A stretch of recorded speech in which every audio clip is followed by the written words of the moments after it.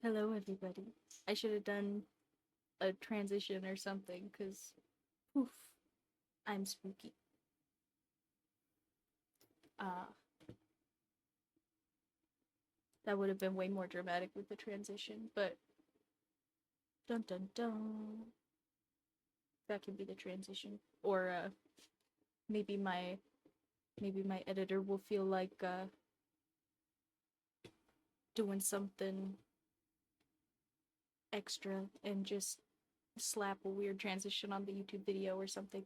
Anyway, I am spooky because today I am Stitch Kitten Art, and we are going to be doing Inktober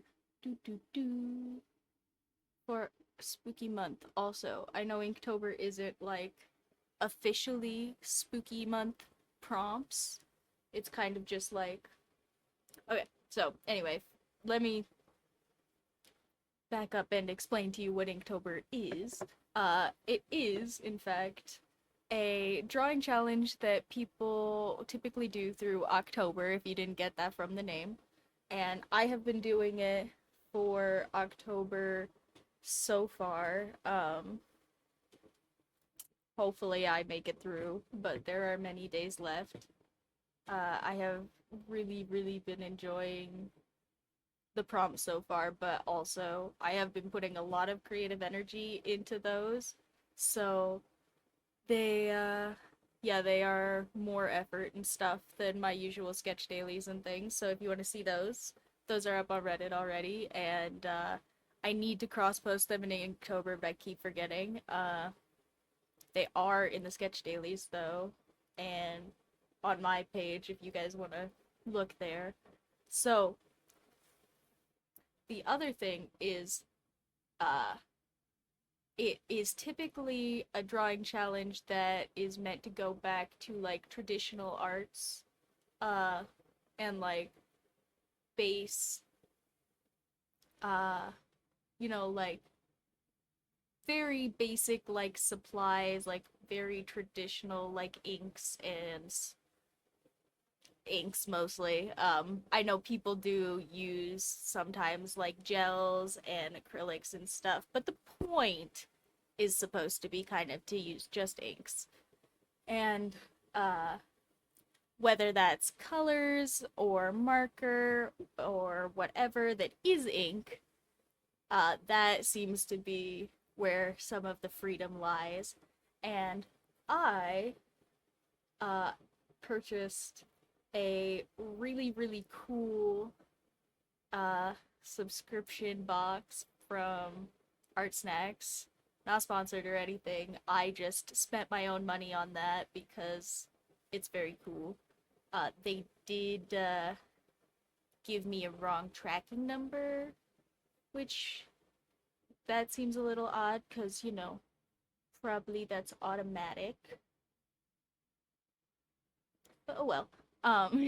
It still showed up at my house, and now I have lots of art supplies for Inktober specifically, which is really cool. And I don't know which of them we will use today, but here, let me bring us over to the sketchbook. Today, the Inktober prompt is going to be Trek. And I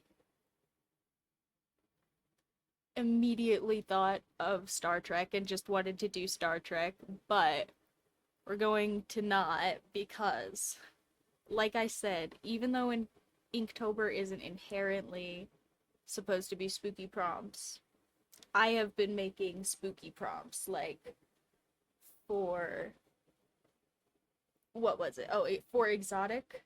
Uh, I was kind of like, what does that word realistically mean? And it kind of just means like pretty and foreign, right? Like it means like, yeah, that's pretty much the nicest way I can summarize that definition, I think. So I decided that I was just gonna draw like my best version of Uzumaki from Junji Ito, which, if you guys don't know, is comic by really great Japanese horror artist. And if you, they also just had the pilot episode of a really cool anime come out that's based on it. And if you guys are into like kind of weird abstract horror, that is like a really really great story. Um, it's very it's very Japanese. I'll just say that. So that's kind of, but the point of me saying that is it's like an anime girl, and then the top half the, the top half of her head is like a spiral. The whole thing is a spiral. It's kind of uncanny valley looking. And so that's kind of the vibe I want to go with for like all of the prompts, right? I want to still do the prompts, but I want to make sure that they are also appropriate for spooky month, because I don't know if you guys noticed, but spooky month has made me uh king of the night, and now I didn't sleep, though I had enough time to do all this crap. But for real though, I do really like spooky crap. And October, I did also not sleep, so that was also, yes, actually the reason I did all of this. But moving on. For Trek, I thought, since I want to do Inktober but spooky, I was kind of thinking that I want to get like a witch and her little familiar going on a big journey. I'm not sure how exactly I want to show them going on a big journey. I know I want to show them like traveling, like in progress traveling. Like they're either like walking together with some big sack, or like they're on her broom, etc., etc., etc. Uh yeah, I feel like there's a couple of ways that that could go, and I'm not totally sure, without drawing some of them out, which one I'm gonna like more. But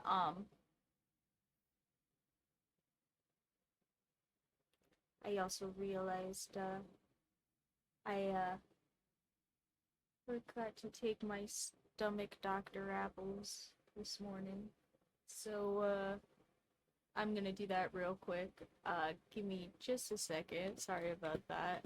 I'm gonna pop off camera for that, and then I will be right back, and we will draw this cute little witch on a journey. Here, I will write Inktober Trek first, so that everybody knows what we're doing. We can pretend I took one of my many bathroom breaks or something. It'll be fine.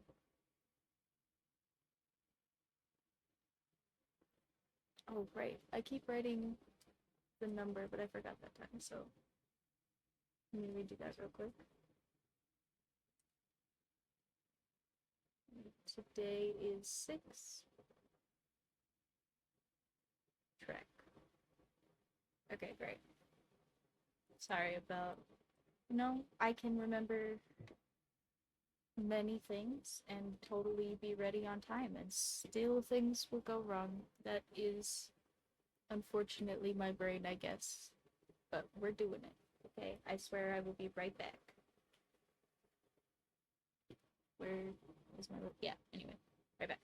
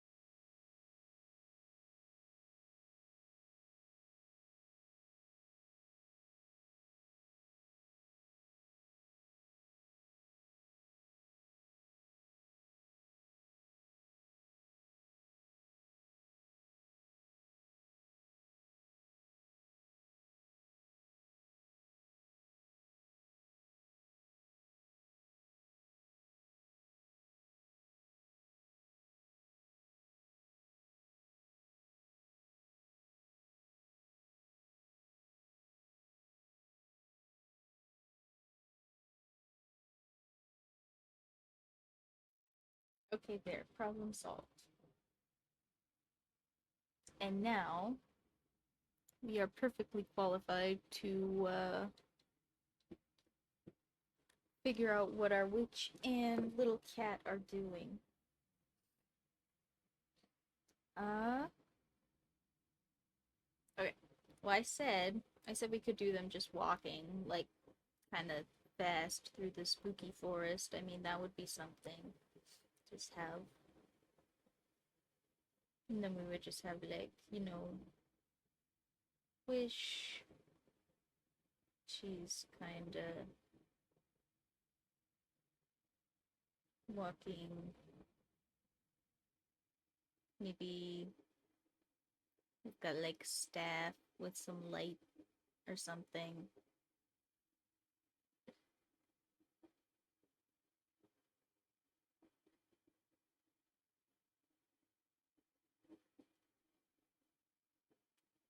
And maybe the bag is like floating behind them, like magic, you know, because witch. Uh, and for absolutely no other reason. Definitely not because I think drawing a bag in the air is more fun than drawing a bag on the ground. I am not taking advantage of the character. That would be crazy. Oh, sorry guys. I definitely just bumped the camera there. I swear. I I was like, definitely I'll get a little camera thing and then I can never never never mess it up again. Um ha Joke's on me. I am clumsy enough to literally like raise my hand upwards on accident at you guys while I'm drawing and smack the camera anyway.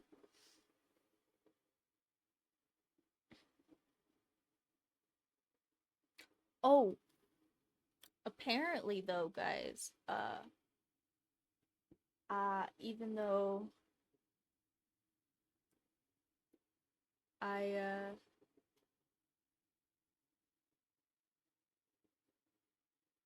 I don't remember what I was gonna say. Never mind. Anyway, I totally lost that train of thought really fast. I was gonna say something probably nonsense anyway, so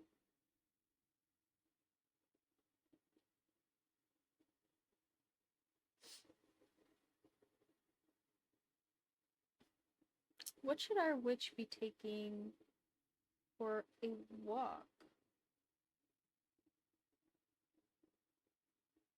Or for a trek, sorry, not a walk. Big long trek. What would a witch take on a trek? Like potions, scrolls, probably, right?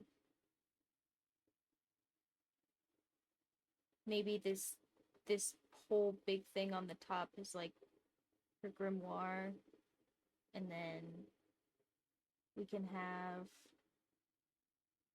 you know, big occulty symbol on the front, and then maybe the whole bottom sack is just full of like different potion bottles. And maybe it's not even a sack, maybe it's just like a pallet with like potions, you know? And they're all kind of strapped together. Mm. Maybe some scrolls sticking out like over here.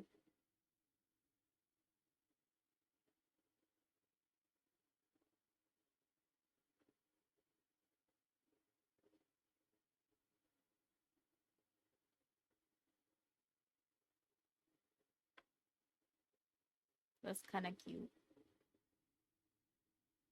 And we could just have like cat, and then cat has a cloak. Little cat cloak. That's pretty cute. Okay, that's not bad.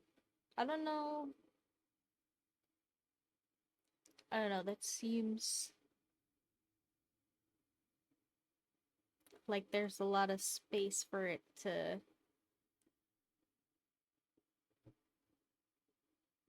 Let me mess it up though.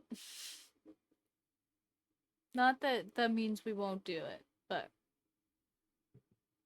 I have been trying a little bit harder on these, just in general, because the uh, the really nice art supplies from the Art Snacks box have really been fun to play with, and if you guys go and check out either on YouTube whenever it goes up in a short or on Reddit where they're up already. Like I think it's the second one. Oh, here I can look at my little prompt list. The Yeah, so it is the second one. I think that one has been my favorite so far because I had gotten from the box. It's the Aqua Graphics like ink in a small like plastic bottle, not in a pen or a can or anything. But just the small plastic ink jars. And I already had all three primary colors from just like other art snacks. Like they sell some little uh like off product boxes from just stuff that didn't sell, I guess, probably during Valentine's Day, and I do that as a gift for me some years. And so I just had the primary colors already, and that was really cool. So I had primary colors and black ink, and I think I barely used the actual black ink. I mostly used the line art pens because they are also really nice and fun to use. But yeah, that one was probably my favorite so far. I used like all of the supplies in the box for that one. I haven't used the inks. Oh, excuse me. I haven't painted with the inks as much since then or at all because that was kind of involved and I sat down for way too long to do that, but you know, it is just fine. I just probably will have to pick a time that I know I want to sit down for a while. Uh, I think just for inspiration, I'm gonna just Google witches as you do and not really use anything specific, but just kind of like stare stare at witches for transportation ideas, you know.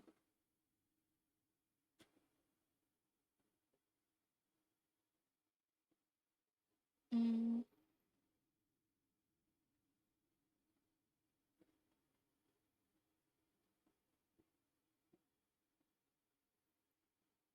hmm. Well, I guess witches probably don't really need to have big sacks of objects all the time, depending on like the witch, right? So what if we did one that's the broom, but then we have like a small, like a cute little dainty sack, you know, like uh maybe it's even like a chest, you know, like or a jewelry box or something. I don't know. We're gonna see. I'm gonna draw it and find out.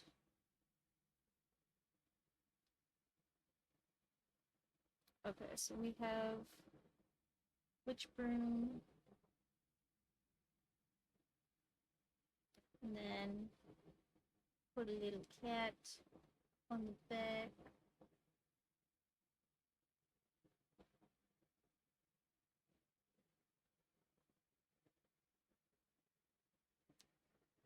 And then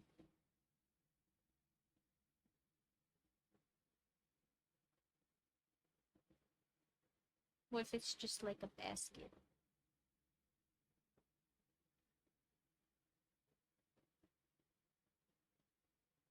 Just like very chill basket, checkered blanket or something, you know?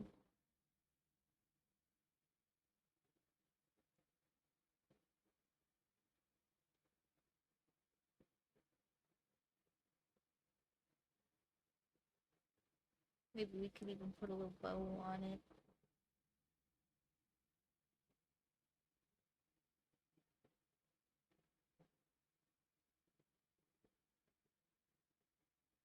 And then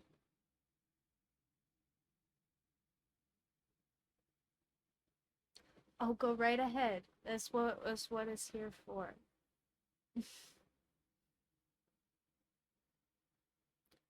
Ah,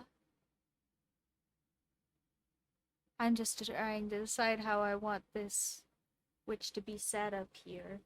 I kind of didn't leave myself all that much space towards the top of the page. So maybe if I draw it proportional and I like it, we'll have to scoot it down and try again or something. That's okay though. This is just the base work stuff anyway. I will have to show you guys the very cute notebook I have for doing the actual ones.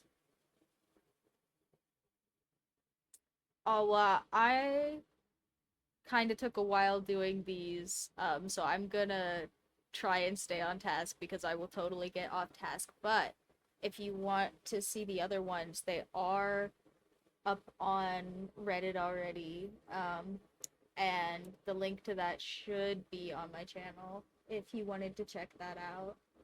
Uh, I don't have. I should have made like a little banner or something of all the other ones because I did think about it, but just didn't get around to it. So maybe if I remember, I will try to get that around for the next stream.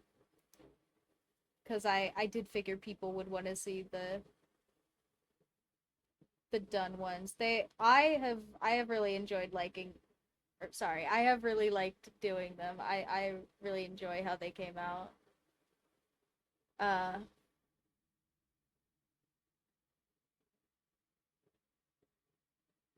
Hopefully the one I do on stream for you guys also comes out alright.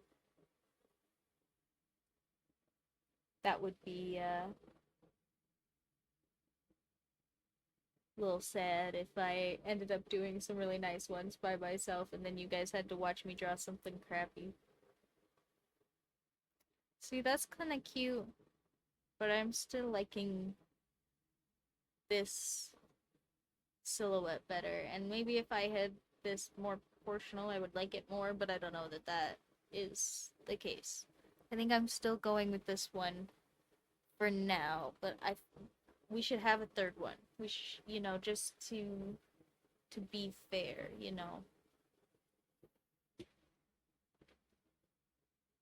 get all our options in.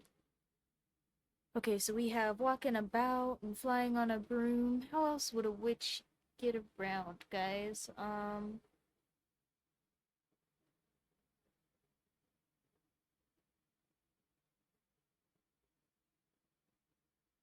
I mean,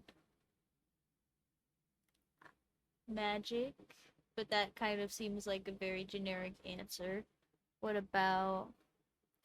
Ooh, you know what, guys? It's spooky month. What if we did, like, skeleton horse? Ooh, spooky. Hold on. I definitely am gonna need to look up a reference for that because yeah, I will mess that up so fast. Um, okay. So, I don't want to sit here and draw every individual horse bone in horse body, so instead, I'm going to try really hard to pick out some big general bone areas and kind of make like the cartoon version of skeleton horse, you know, like Minecraft skeleton horse but 2D, and probably with more curves cuz I don't draw angles all that well anyway. Uh let's see. In that case, we probably want like the silhouette probably to be like horse face kind of towards the audience, you know, and then we'll do kind of like a headshot for the horse, you know, and then we'll just kind of pile everybody up like right here. Like the cat will be like here, put a little tail, and then maybe the witch like is patting skeleton horse on the head or something.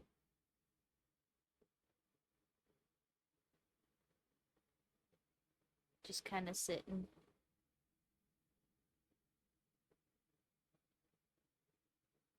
And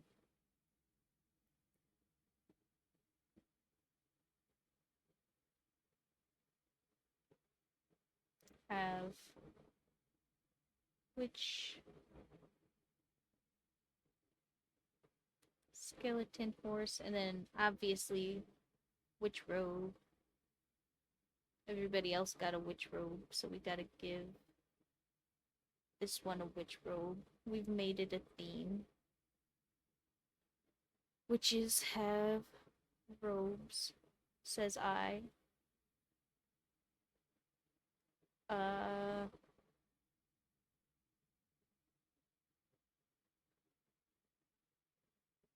ta-da? Question mark? I mean, that's pretty cute. That's pretty cute. I don't know. I maybe do like that one better than this one.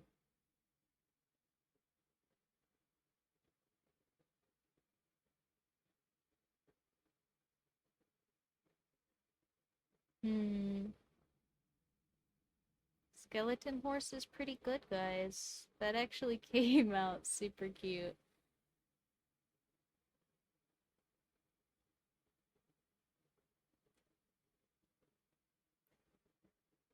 Okay. I feel like nose bit has to be up a little bit more for horse purposes. And then this part here is pretty circular. And then there's some teeth. Skeleton horse. That looks pretty right.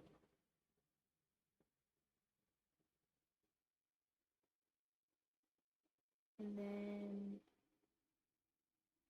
skeleton horse eyeball. I mean, he looks a little dopey, but I kind of want him to look a little dopey so that he doesn't look too spooky, you know. We want to stay uh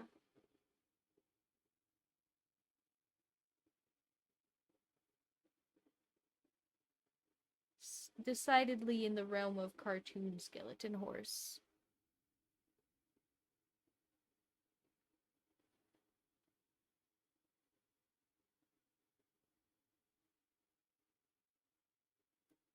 So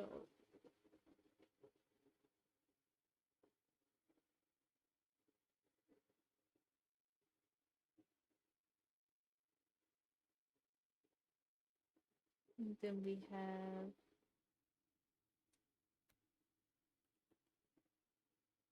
our cute little witch.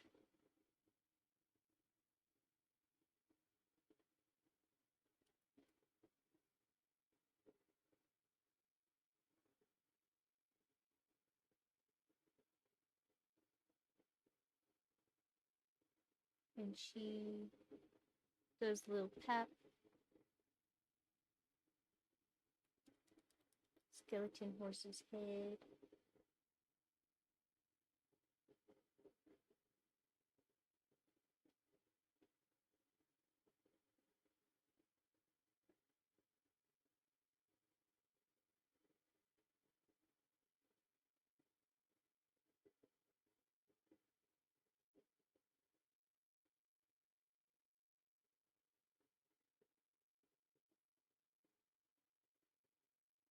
Mm, that looks pretty spooky, guys.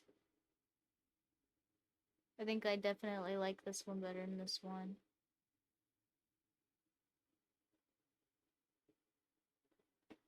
Mm.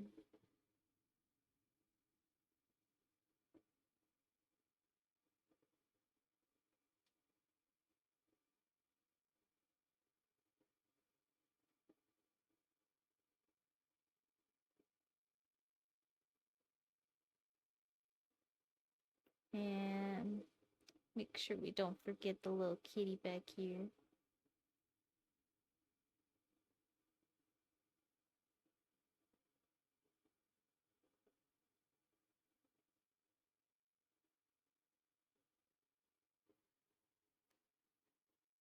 That's pretty cute. That's actually okay. Yeah, I definitely like this one better than this one, even though little cat cloak is very cute. Here, we could still give this one a cloak. It'll just have to be shorter, right? So it can be like the swoop.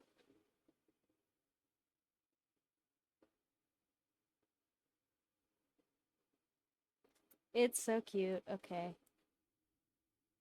Guys, I like that one so much better actually.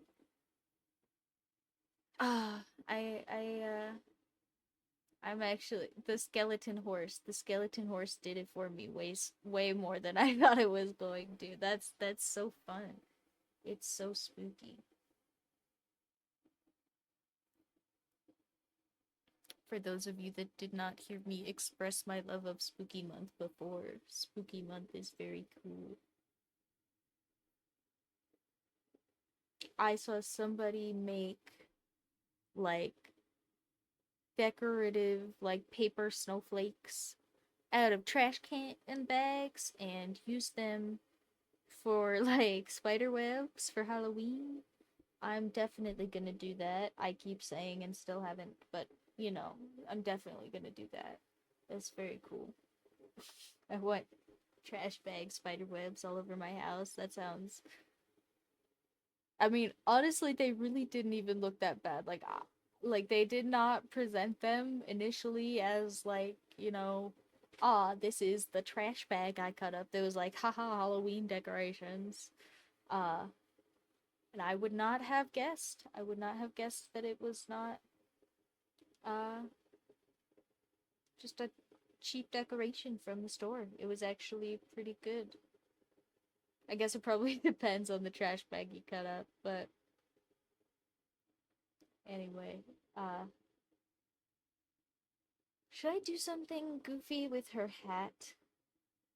Or is it enough that like I feel like there's kind of enough going on that if I do something with her hat it's gonna maybe be like too much or distracting or something.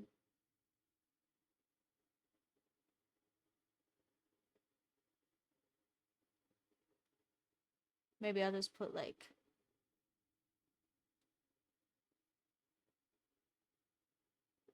her other hand here with the wand. Maybe that's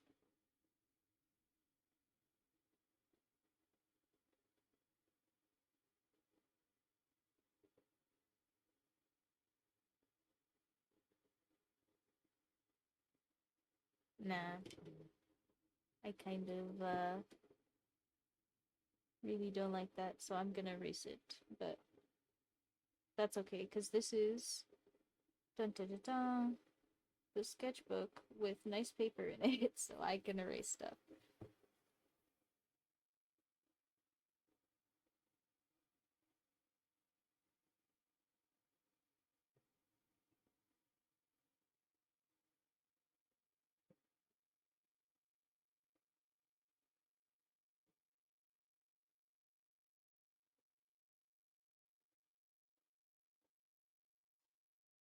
Ugh. Okay. Mm, I'm trying to decide if there's anything I should do nicer about this. I mean, I should fix the arm a little bit, but I don't think that's gonna take me a whole nother redraw. I think that's just gonna take me knowing that I don't want the arm to be so far back if I want her to be papping the head, you know?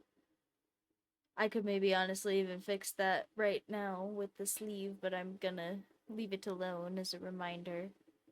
Um, like her hair. No, I think I did a good job with the base draw for this. Okay. Uh, dun dun dun. I think I think you guys are gonna have to stare at just me for a second. Sorry about that. While I get my brand new other notebook, my fancy Inktober ink pad multimedia paper thing from the I'm trying to figure out where I set this that I'm not gonna screw up the camera. And that I can also see it, so sorry. Technical difficulties.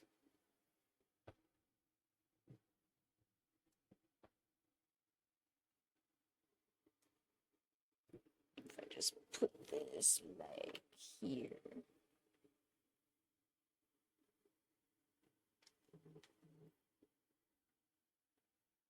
Okay. I think that works.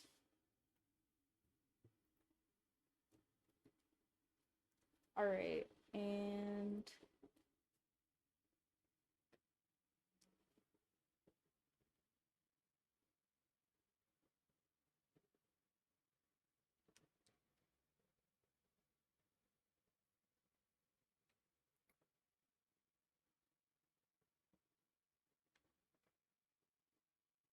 before I open this very cute little ink pad and show you guys all the stuff inside, uh oh, thank you, thank you.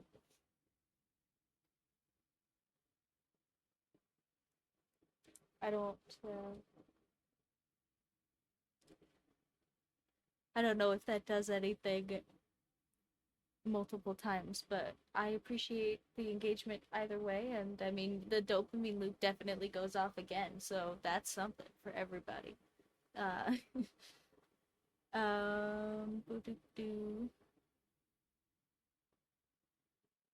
It's going all right. We just finished our cute little base sketch, and I'm about to show you guys. Ta-da!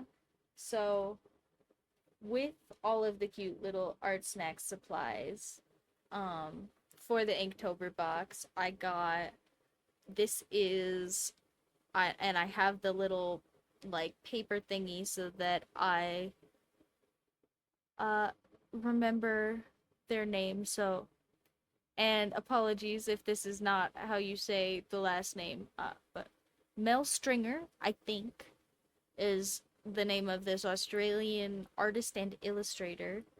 Um, and I thought that it would be cool to show you guys some of the little stuff that they've done here on the outside. Unfortunately, the outer layer of this is not as waterproof as the inside because I spilled a little bit of water on it and it took this pretty pink paper right off. So that got taped up so I hopefully don't hurt it any further. Um but this is just, and here, you know what? We'll go back to my face for just a second because I want to move my camera up just a little bit so we can see the whole paper for this one. Because it is just like a square block pad. There's very little reason not to just let you guys see the whole thing, I think. Even if you have to stare at a little bit of my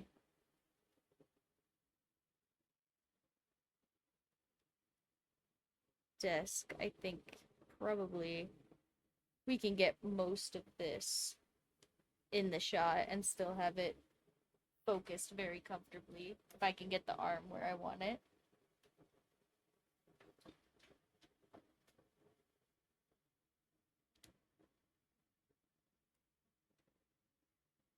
Uh, and then we can get started on the very, very cool Inktober drawing. Or at least the final version of it, because I'm sure that will take a hot minute. And here, before I open it, we can all take a look at the very, very pretty full complete cover here, even with my little water droplet. Sorry. I really swear I'm usually nice to my art supplies. It was an accident. Uh, no art supplies are typically hurt in the making of these on purpose.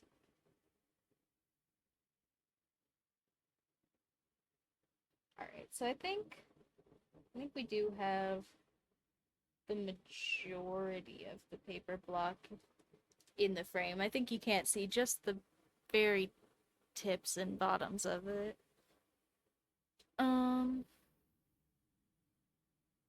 Okay. So we're gonna go back to drawing this skeleton horse witch. And I've been doing the Inktober little Inktober bit at the end. So for just for right now, what we're gonna do is I'm gonna take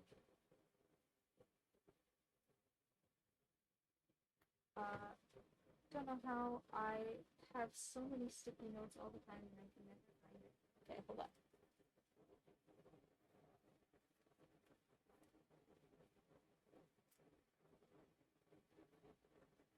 Alright, I'm gonna take a little sticky note. We're gonna put it right here on the desk next to the notepad so you guys can tell what's going on.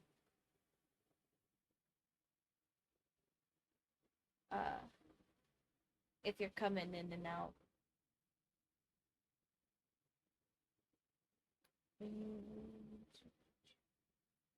Here, we can stick it to my eraser for now since it doesn't really want to stick to my desk.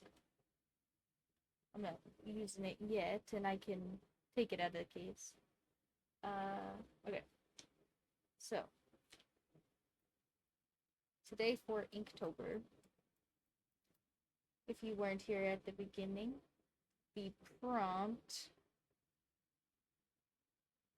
is Trek. So that is why we are doing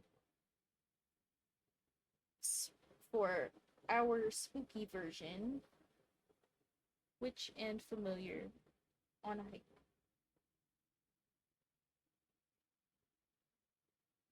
And you know what? I think that's not really gonna stick to that either. So sage. You know what? Maybe we'll just put it here at the bottom on the paper and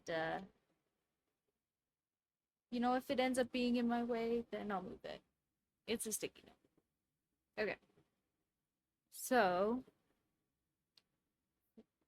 For these, I have been trying to make sure that we take up a good amount of the page. And hold on, my headset is beeping at me. Uh, and I think I kind of want to make sure that once again the horse skeleton part looks very forward facing. So I'm still gonna do that first. I'm gonna put that in like right here. And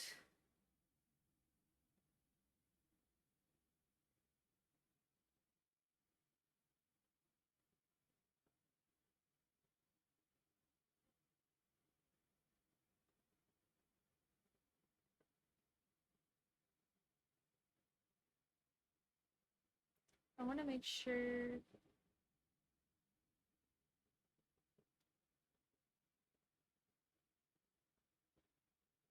I did the legs a little bit funny on the initial, I think. Um, and again, not funny enough to have to redraw it, but funny enough that I want to watch that.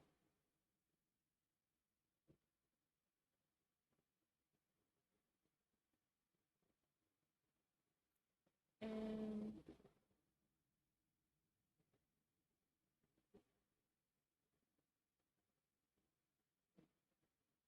some real witchy fingers, adding horse skeleton.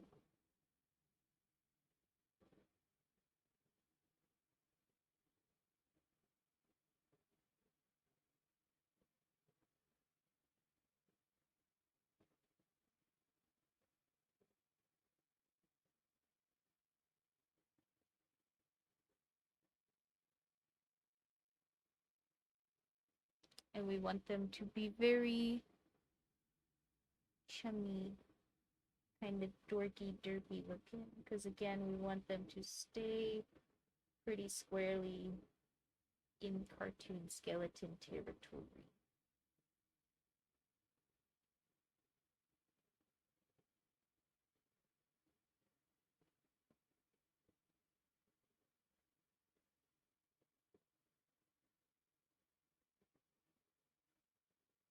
And then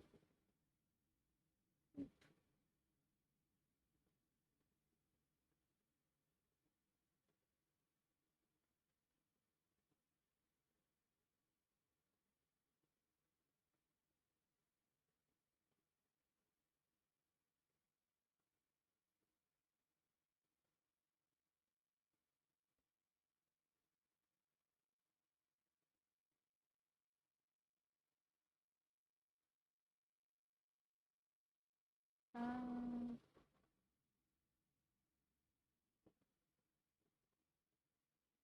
maybe make the nose a little too round there. Ah, shoot. Thought I lost my eraser there for a second. It's literally on camera in view. Ah, that's okay.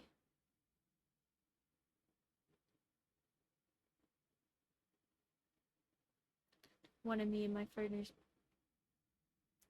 I can't talk today, guys. One of me and my partner's favorite kind of goofy, dumb little jokes about my brain is now I don't even remember because I was too busy freaking being upset with myself about the first thing. Anyway, it's fine.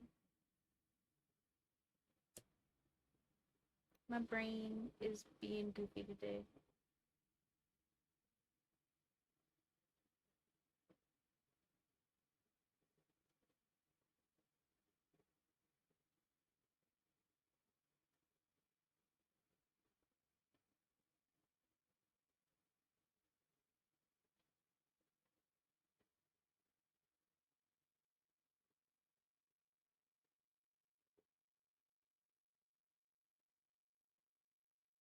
My brain does all sorts of silly little things anyway. I'm sure whatever I was gonna say was just as silly as what it actually did anyway.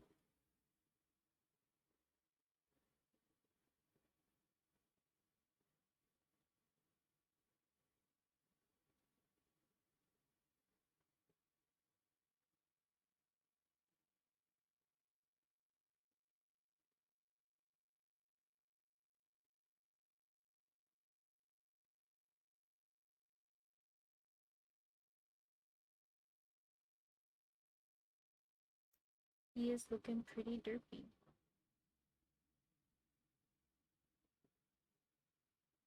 Pretty appropriately cartoony.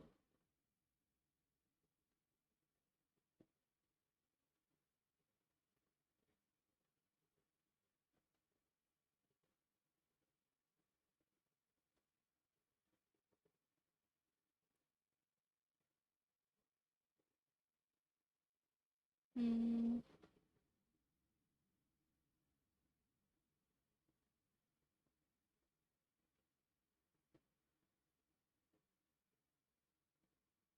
Okay.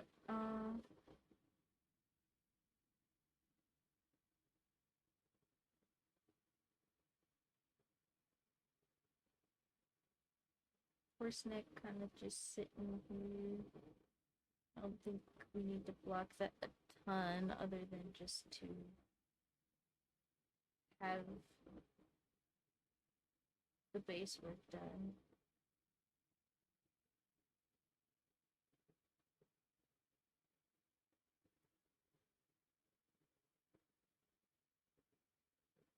Mm.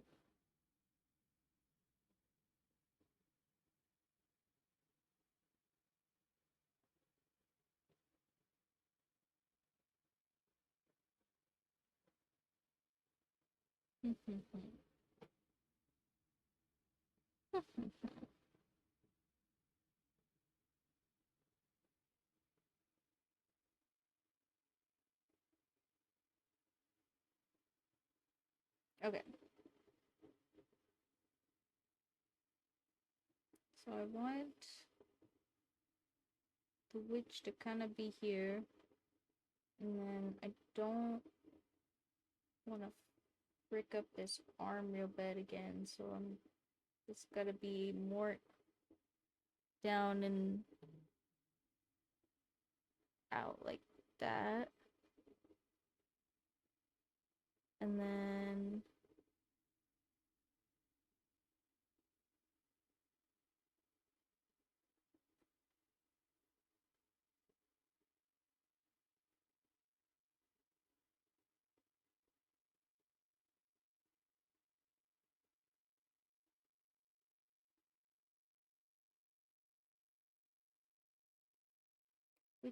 witchy.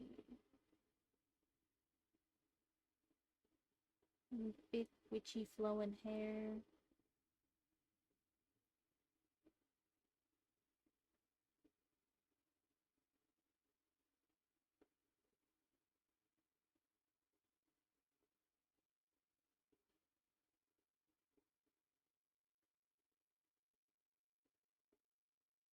And then I made the chin way more dramatic in the base sketch, so I'm gonna fix that a little bit.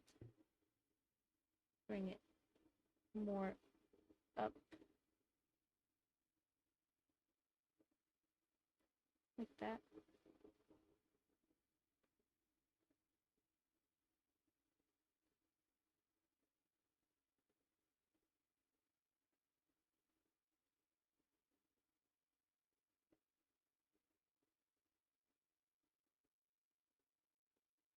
And I gave her some kind of striking eyeballs, like kind of snake looking.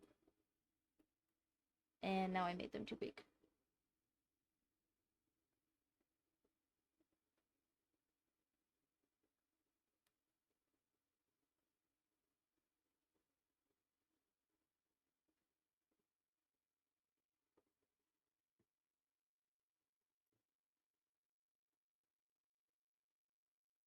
I have had a lot of fun doing artwork with the supplies in the Inktober box though. Um that came with a bunch of these. Here I have one. These Micron pens. I'm sure I have used these for stuff for you guys before. Uh those are super cool. I got like 3 brand new ones. And then it also came with the alcohol ink that I was talking about, which is again, the Aqua Graphics uh ink, and that one was really fun to paint with. They gave you like a nice synthetic watercolor brush in the box so that you didn't have to worry about what brush or anything to use. So that was really cool. Um,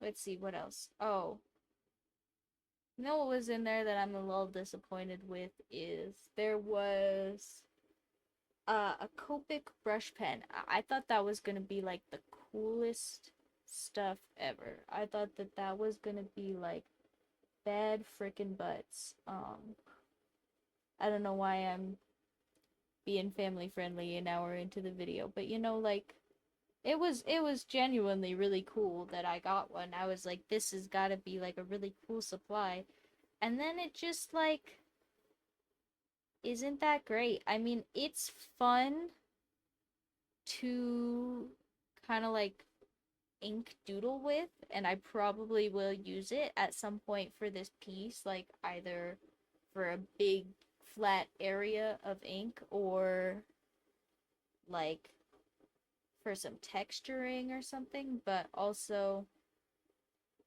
yeah, I don't know. I didn't like the ink quality very much in the Copic pen.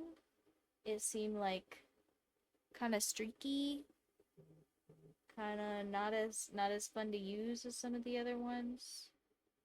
And then also it came with a different fine liner actually by Uniball, and I love Uniball. I have so many Uniball pens. They are so good for money. That one apparently uses the same kind of fiber technology that eyeliner brushes use, which I thought was weird, but like also it works super good. I really liked that one. Um and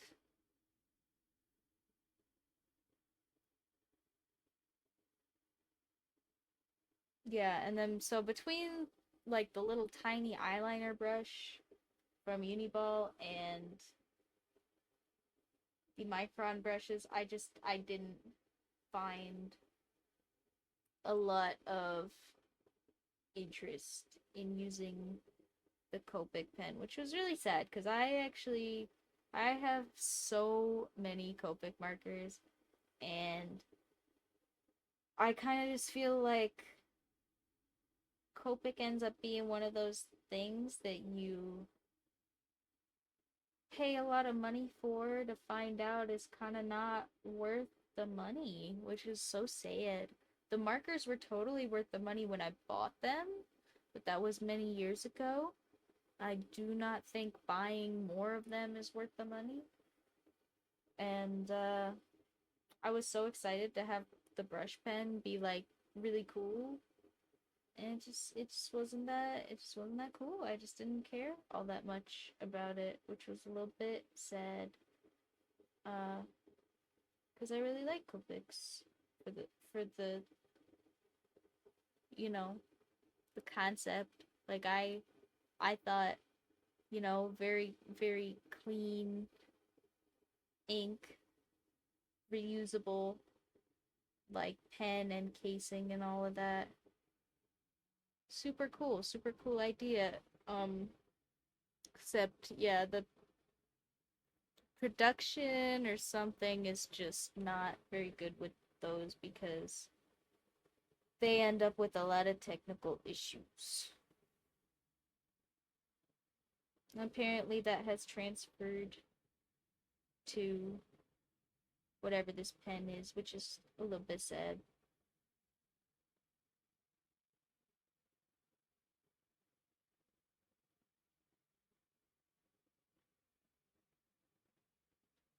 But me and my Uniball and my Microns will still do our best to make a really cool ink piece for you anyway.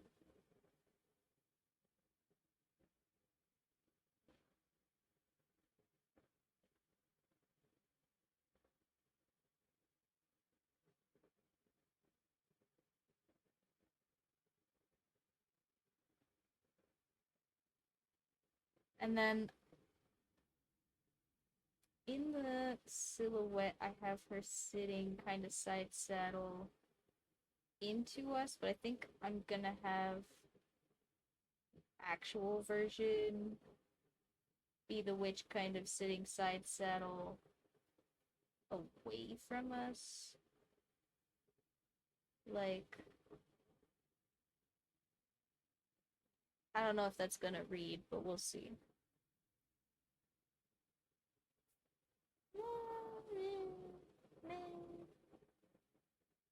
Kind of.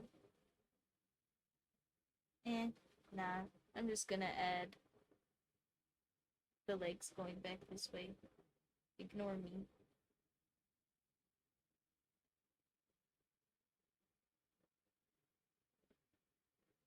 While I twist the witch back and forth.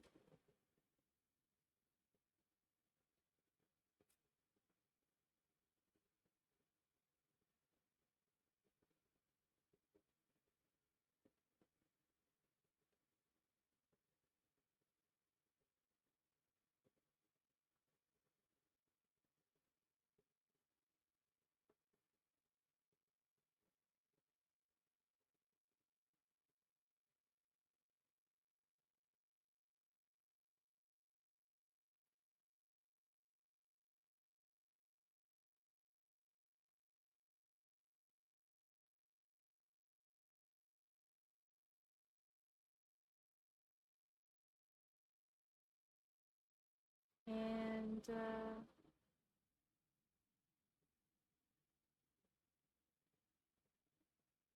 maybe I don't want it to come down and be quite so flowy if I want to cut the neck there and have it look nice. Maybe I'll just do more like that.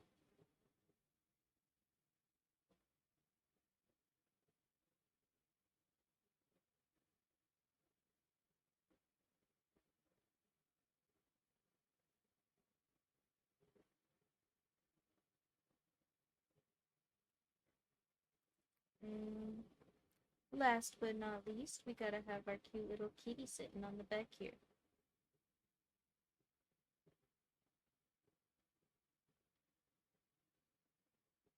And he's just hanging out. We'll get him a cute little collar, cloak,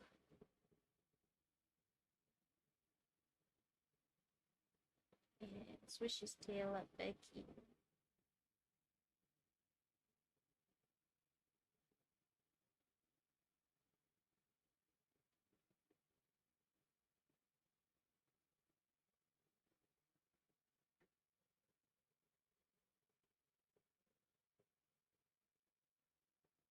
My kitty is behind me on there's a backpack on my floor from traveling, so he's on the backpack.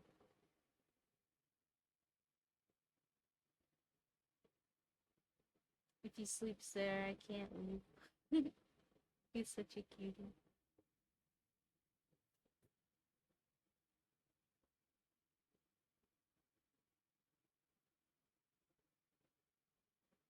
Next week it's gonna be my little cat's birthday.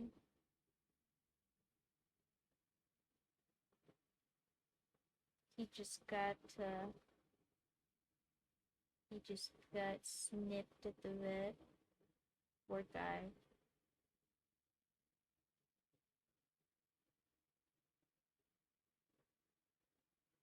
But hopefully now him and our other cat get along real good and he chills out and it ends up being, better overall.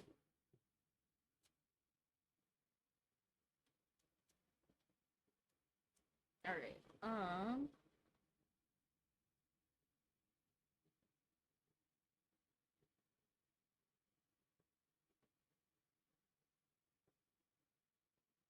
I still kind of want to have like a light source. What if we have like a little sun charm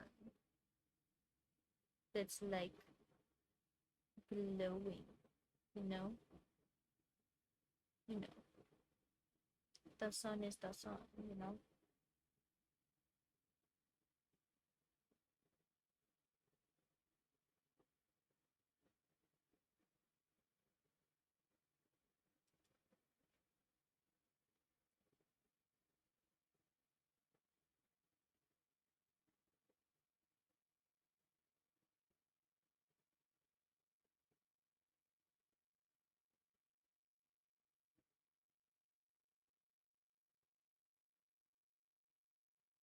Mm,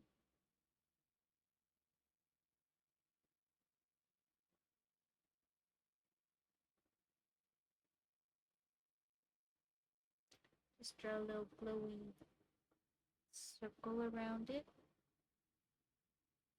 by adding some little dash lines in a circle.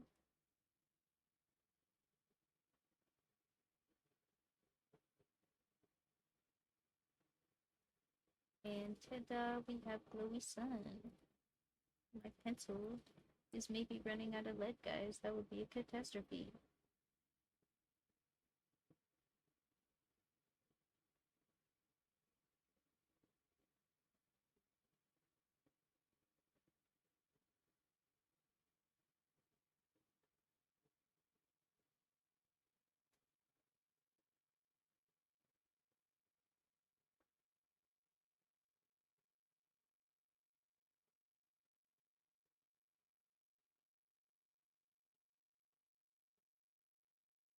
Wow.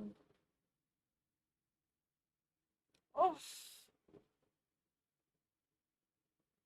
that's looking pretty good, guys. I really like this. I think this is coming out.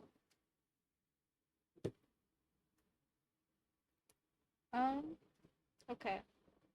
So, on that note, I'm gonna put lotion on my hands. Uh, because using this little kneaded eraser steals all the freaking moisture from my hands. There's some of it in my hair somehow. I just saw that on the camera. Um, anyway, ignoring that. But also it does steal all the moisture from my hands, and I have been sitting here about an hour, so probably I will get up and stretch to be nice to my back anyway. Excuse me. Jeez. To be nice to my back, and then we will come back and I will uh lighten the opacity of this in real life with my very lovely kneaded eraser, and we will come back and use all those really cool Inktober art supplies. Um,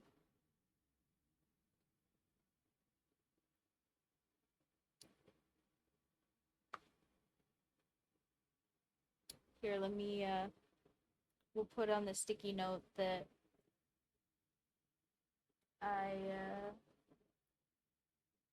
or maybe I can tuck the sticky note under the side of the thing, and then it won't move around so much. That sounds like a good idea. I'm gonna also put on here uh, the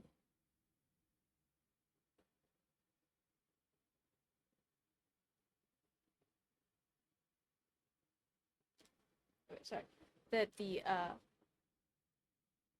Art Snacks ink. I'm gonna write that in caps. I don't think it's coming up on the camera all that well. Art Snacks ink. Well, maybe you guys just can't see pencil on a sticky note all that well on the side of my thing. But anyway,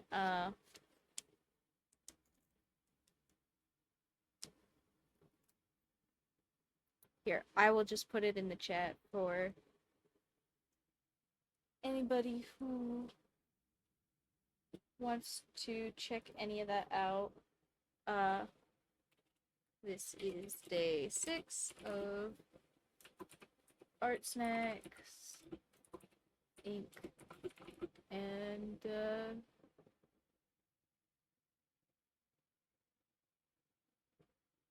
October, because those are different technically. One is the box and one is the challenge. So yeah, if you want to check out any of that stuff.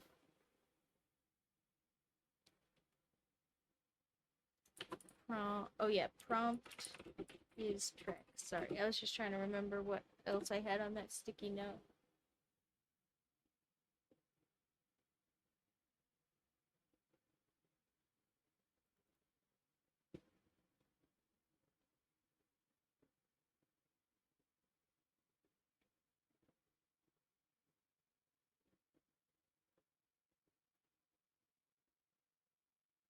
All right, cool.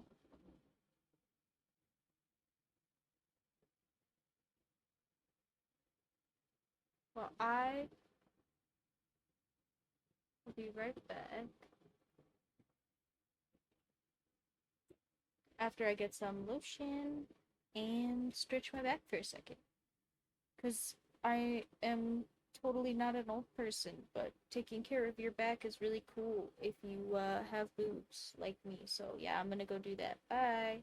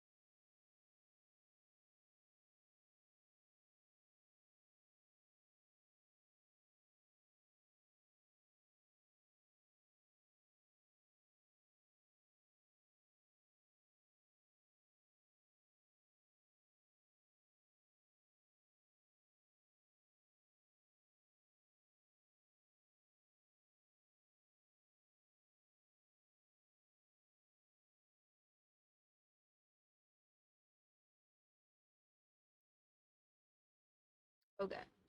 I think everybody can hear me again. Oh, hi, Lily. And the kitty is back. So, Misha says hi. I know he doesn't usually say hi to you guys out loud like the Mushi, but he does. He does say hi. He looked over. Okay, here is the part of the stream where I tell you guys how I'm cheating. And by that I mean I tell you guys what actually came in this box versus what I'm using, because I am making a couple of substitutions. The big substitution is that, like I said, this is the one where I am kind of really cheating by having my own stuff, um, because I got 3 of these Micron pens from the Ink Snacks box, but the ones that I got were the 08, the 10, and the 12, and for me, that was just really not enough line width variation. These two I could tell the difference from, but when I added the 10, it really almost seemed like using a brush pen, which was cool. But it also made it really hard for me to know which pen I wanted to use. So instead, I have gone from these two that actually came with the art set, and this one, which is 005, um, which is way, way, way, way, way smaller. Like here is the smaller of these two, which is the 8. And here is the 05. So you guys can see that is really striking difference. Uh, it's really almost even hard to see the 005 on the camera, even very close to it. Um, Whereas the 08 is pretty obvious. So yeah, so that is the big cheat, is I have this little tiny detail pen that I'm gonna use maybe. Um, but those are the Micron. Here, let me the Pigma Micron archival inks, and these are super great pens. I do really like these pens. Like I said, this 005 is one I already had. I really enjoy using these for just general inking, drawings, even doodles and stuff. They are enjoyable inks to use. They always seem to come down very cleanly for me. Um, they are archival inks, so if you don't give them proper time to dry, archival inks tend to be a little wetter, I think, on application. And so if you don't give it time to dry, it will smudge, and I am really bad at smudging things. So be forewarned, this might have some smudges in it. I'm sure there are some hidden smudges in my other ones.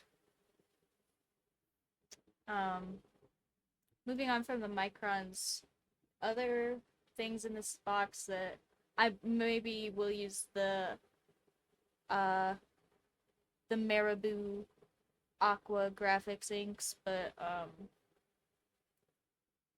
those are kind of, like I said, more involved. It's more like painting, so we might just stick to pen ink supplies today. This is the Copic Gassenfrode, or is it uh Gasenfude? Is that what it is? Yeah, East Asia. Okay, it's probably like Gasenfude or something like that. Sorry if I'm still butchering that. But yeah, so this is just pretty typical looking brush pen, right? Like it has kind of a pointier than a lot of brush pens nib. Like, it does come to a very nice point, but it is pretty standard size, I feel like, for brush pens. Like, it's not small or overtly large as far as brush pens go. It doesn't have an actual size on it, which is a little bit hard to do for brush pens anyway. It says it's made of nylon, which I kind of assume would be the same as the eyeliner brush. I assume they would both be plastic then, but somebody go ahead and call me out on that if I'm wrong. And I'm not sure what it is. I usually really love Japanese art supplies. This is also a Japanese art supply. All the Copics are Japanese art supplies. My my Pentel pencil, also a Japanese art supply.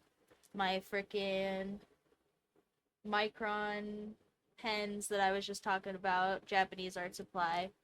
This though, the Copics and this pen disappoint me.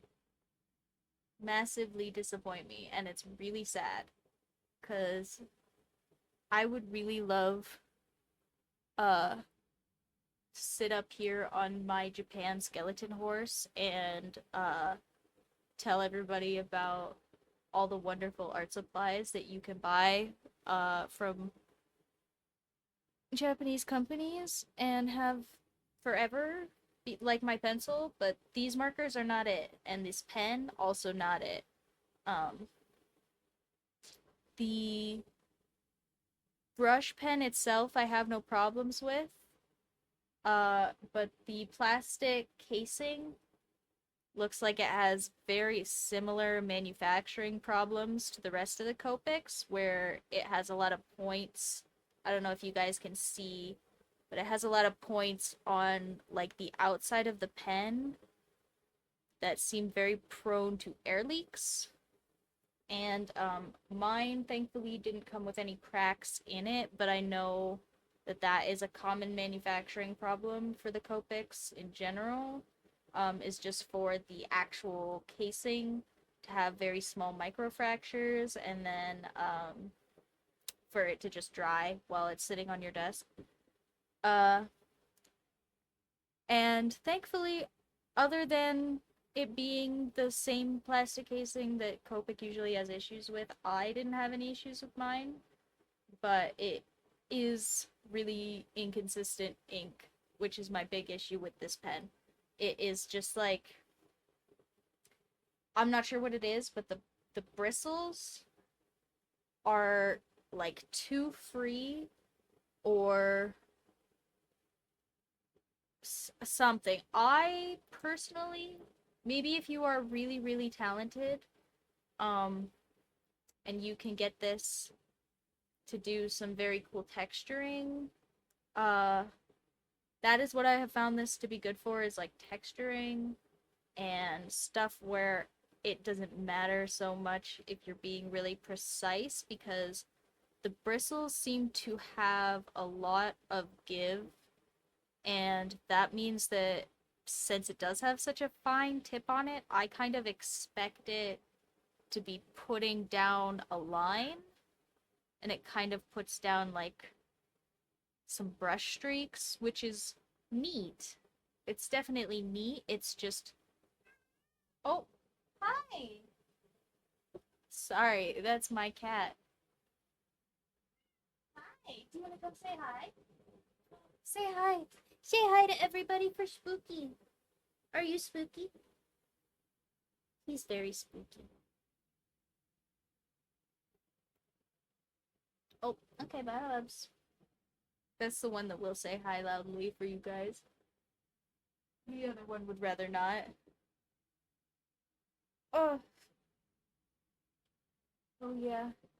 My Gorley friend who usually babysits for me is at work, so maybe I will have to go put the birds on for them in a second. We'll see. Uh, if they continue to bother me or if they run off and play with each other. Um, But yeah, so I can't seem to be able to use this in a very consistent way that makes it seem professional. Like, I love using this so far for texturing and like doodling. I think it's been very fun to do like solid areas with because it does leave like some patchy kind of brushwork stuff that makes it look really interesting in flat areas. But also, I haven't found this to be useful as a brush pen, which is really kind of disappointing. Um, if you want an example of that, you should look at my Inktober drawing from the 4th, which was the Uzumaki drawing I was talking about earlier. That one, um, I tried to do the Inktober calligraphy with the brush pen, the Copic brush pen, and I think I personally like my like brush strokes from that one, maybe the best even out of all of my Inktobers so far. But I don't like the way that the brush actually laid itself down on the paper. Like, I think the ink just bunched in weird places, and I think the fibers stray in a way that it just has to leave little streaks, like kind of no matter what speed you put the brush down on the paper. Even if it's really slow, there's just so much give that unless you have like really slow, really exact, consistent pressure, um, yeah, it's just a difficult art supply to use. I'm not saying that it's bad for everything, but I am saying it's not good for anything I want to do. So it's probably gonna end up being uh, a drawer art supply. The drawer is where art supplies kind of go to die. I'll have to show you guys the drawer at some point. I have one of those like really big, tall rainbow art carts from the Container Store. Um, and uh, if you guys know, you know, they were really popular at one point, and there was a big sale on them at like a mall or something, and I was like, well, I'm taking this home because I have some money and I don't have to pay real things yet. Why would I care? And so I have a rainbow art cart and all of my art supplies for forever. There's like, I think, boxes of like childhood crayons in there. Like, one of the drawers is completely full of Sharpies. Anyway, um yeah. This is probably going in the cart to get forgotten about, like many other art supplies before it. This, however, uh honestly, it's fine enough that even if it did, yes, I love The Nightmare Before Christmas. It's also, this is like big fluffy cotton dress t-shirt thing with sweater sleeves. So, it's so cozy. I do also have pants on, but like, you know, it's just cozy all by itself. If I wasn't on camera, I would wear it by itself, you know. Oh, yeah, it's very cool. I like this one a lot. But yeah, you're getting here just in time to see me almost be done talking about all these Inktober art supplies I got from Art Snacks. Uh this one is probably my favorite, so you got here just in time. Uh but this is from Uniball. It's called the Unipin Fine Liner. And this is the one that I said claims to use eyeliner technology, whatever that means. I'm kind of assuming it just means that the fibers must be stiffened in a specific way, because I'm sure eyeliners do that somehow. Uh, Maybe they've bought like a proprietary agate or something. I don't know.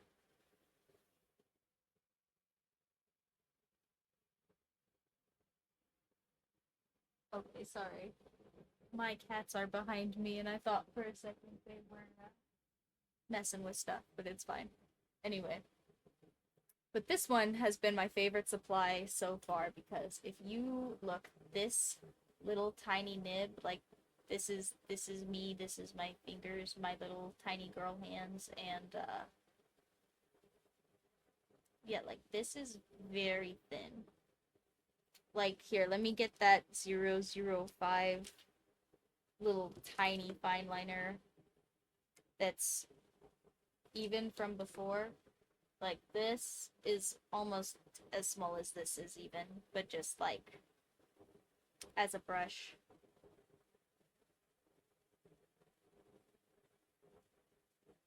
Like this one, I would almost believe just actually does have um like an eyeliner pen head, and they've just adapted ink to work with that.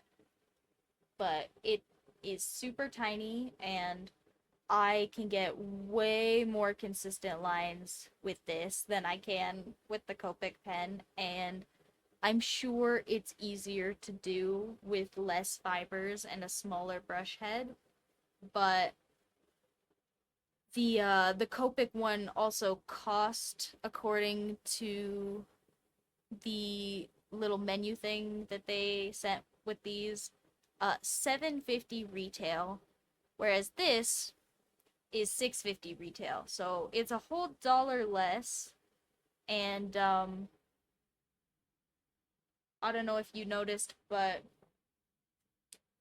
these circular weak points that are on the plastic casing on the Copic, where the barrel is directly facing the outside, not in this one. So it's actually nicer manufacturing. I like the ink a lot better. I think it's actually probably darker and blacker than the Copic ink. And I think I have never used one of those pens, but maybe now that you've said it, I will go find one and purchase it just for funsies, because I love using new art supplies. Um, my girly friend keeps telling me I need to do review videos, but I'm nervous, and I just got used to talking to you guys. Talking to myself is a little bit different. Anyway, I will figure it out, but this one, super good. I think this is my favorite art supply out of the whole box. It is a really responsive brush, and I have definitely beat the crap out of it so far. Like, I used it a lot for bigger things that it was not equipped for, and if you guys can see, like, the tip has held up really well. There is a little tiny bit of fraying, like, just at the end, but again, I have beat the crap out of this. Kind of expected it to fall apart a lot faster with eyeliner technology holding it together. But yeah, 650, super good. 650 retail. I'm sure you could spend less than that. Yeah, no, I'm pretty sure that that is something I would purchase again if I had reason to. You know, I'm not always buying stuff for buying stuff kind of guy, but like, you know, if I wanted a really nice brush pen, that is definitely a good new contender for things to buy. The very last thing that I haven't used very much, I think I used this on like two pieces so far, um, is some jelly rolls. For those of you guys that don't know, this is just like a very typical ink pen brand. They are pretty reasonably priced, I think. Um, I think usually if I have bought these before, they'll be like a buck 20 a piece, something like that. Let me see. It says these set of 3 were 4.98 retail, so a little bit more than my buck 20 a piece, but these are also that's also again, that's the retail price, and these are as a set, and these are slightly bigger pens because one of these is a 10, and I think when I've bought these before, I've bought smaller ones. Um, but here we can look at these. These are just basically gel pens. Um, and Jelly Roll is like a rolling ball pen typically. So you can see they're just pretty typical rolling ball pens, but then the nice thing about this is they do have really nice white inks. I think Jelly Roll is probably I just realized I think all of these pens are from Japan. I think actually all of them. I love Japanese ink supplies, guys. It's usually so good. I'm Copic is disappointing to me for so many reasons. Um but yeah, no. Uh these are also Japanese pens, and I really yeah, I think a lot of these are just by the Sakura company, which just does yeah, the microns are by Sakura. The jelly rolls are by Sakura. So buy Sakura, don't buy Copic. That's my advertisement. Because these are really nice, and I really enjoy the ink in these. I really enjoy the ink in all of the other pens that I got out of this box. The Copic one just really was a bit lacking, especially considering it was the most expensive by far out of anything else in the box besides the paper and the watercolor brush. So, like, and the watercolor brush, for the record, is a Treckel Protege synthetic Kolinsky artist's brush, and it says they want 10 or sorry 920 for this brush retail, but I looked on Amazon for this same brush and they wanted like $10 a piece for these. Like it yeah, so I feel like spending $7.50 on this plastic pen that's not cased very well, that seems really inconsistent on multiple levels, just just not worth it. I would recommend not buying this. And I love my Copic markers, the alcohol markers, so much, but they're just so hard to replace pieces for, even though they're supposed to be like versatile. And it's just expensive for markers that just aren't cased very well. Um, I think if they fix the casing issue and they make like a big public PSA where I find out that they fixed the casing issue, then maybe I will go buy some more. But yeah, that seems to be a consistent issue for them, is this plastic casing problem. And then yeah, the ink in this one I really didn't like, but that's also, I mean, this is a different line of ink. It's not the same as the Copic alcohol ink. This is a water-based pen. Um, but yeah, just wasn't as good. Didn't like that one. Uh, no no gummy bears from me. No gummy bears out of 10. Um, maybe one milk dud. One milk dud out of 10 for not coming actually broken, like I have heard Copics do many times. And like some of mine I found out did like from actual stores, like art stores in persons have, but I just didn't know to even look. Anyway, so I should get started on actually inking this because I have, I think, talked about all of these art supplies now. Um, and yeah, I don't know if we will use these jelly rolls, but we will see. Maybe I did use them a couple of times just to like hide mistakes because like I said, they are really nice white ink, so I can kind of like white out some of my black pen mistakes with the white pen.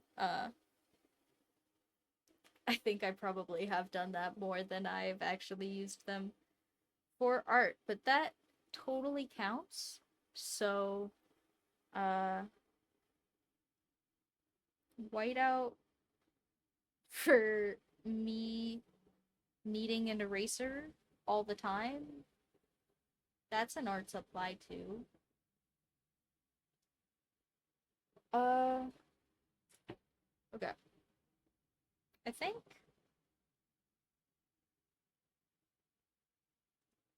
Yeah, okay. I think I'm gonna take this. No, it's not actually whiteout. I'm not totally sure, but I'm sure it says on my cute little menu thingy. I know it is a gel pen. Um,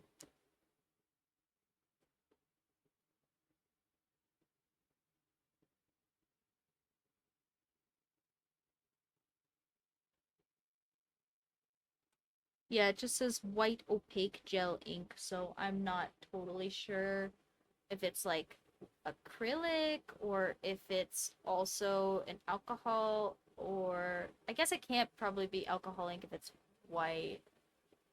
It probably has to be acrylic or something, right? Can you make white alcohol ink? Copic has a white marker, don't they? Or is that just acrylic ink in a bottle? I don't know. Anyway, um, yeah, it just says that these are white gel inks on the thing. They are the Jelly Roll Sakura pens if you wanted to look it up further to find out for yourself, but that's all it says here on their little thingy. Um, they are like whiteout to use though. They do kind of just bunch up on top of stuff, and then you have to kind of be even about the application so that it doesn't look goofy. Um, it is a lot like just a white paint marker or something.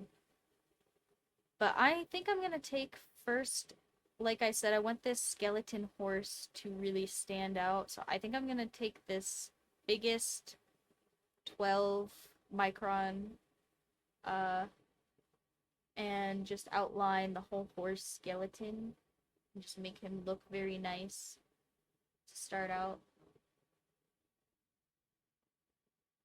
That I think is probably actually, I know this sounds silly, but that's probably one of the hardest things about inking bigger pieces like this for me is I end up treating inking like another drawing phase a little bit.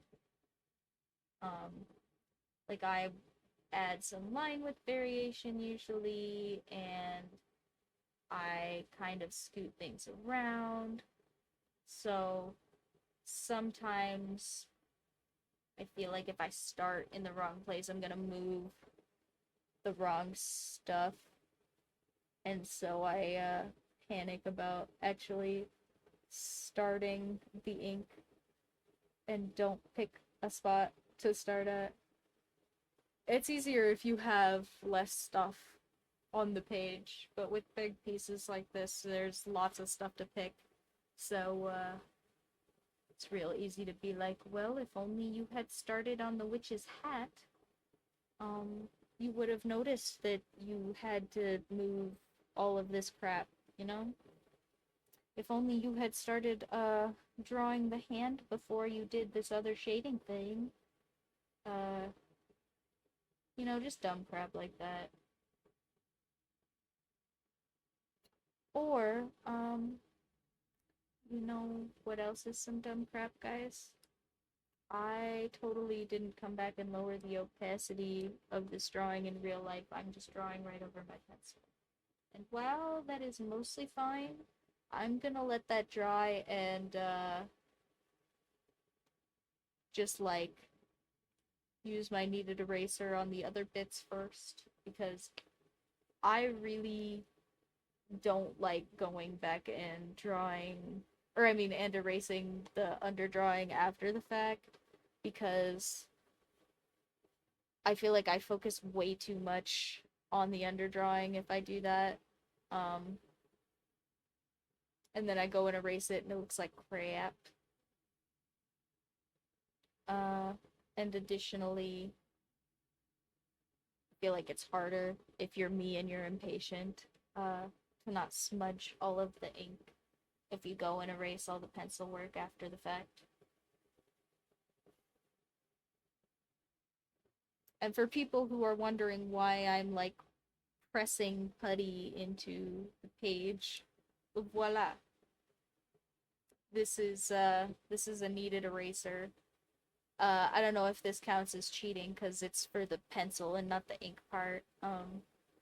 Which I don't intend to be part of the final, so uh take that how you will. But this is uh an eraser by Faber Castell. I think I tore the label off, so I'm pretty sure this is Faber Castell. And I bought this in a pack of like a dozen, I think for like $8 a long time ago. It is like magic. It is lowering the opacity in real life, and even though you can barely see it on the camera now, I can see it just enough for it to help me not put down ink in dumb places. So it will also kind of appear like magic if you guys can't see it all that well, you know?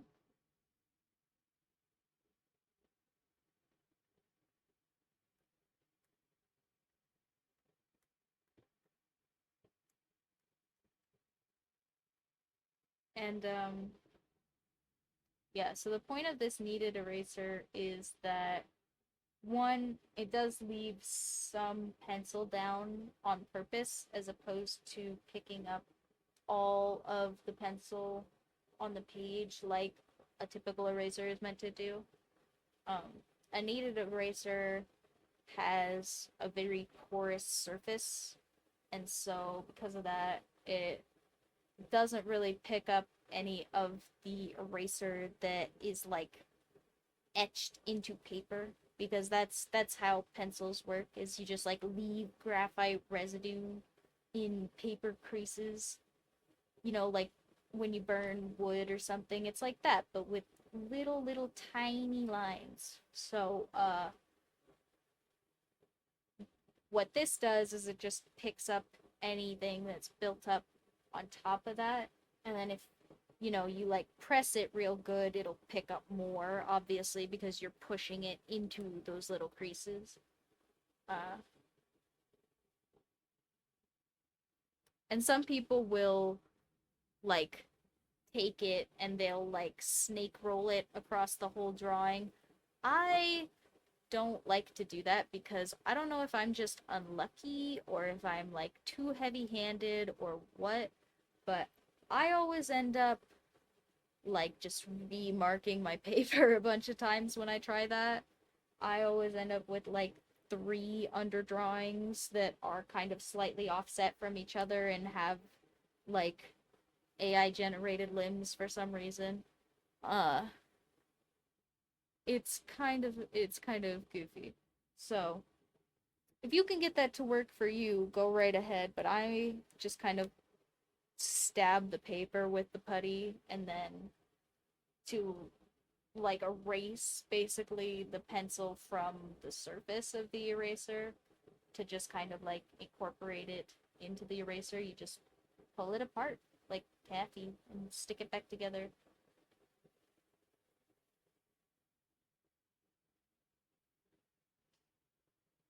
It's it's actually super tactile. I really enjoy doing it. It's got like, I don't know if you guys have ever used just like cheap old silly putty or whatever, but it's kind of what it feels like, or like sticky tack. It's very light. It's got very, very low density.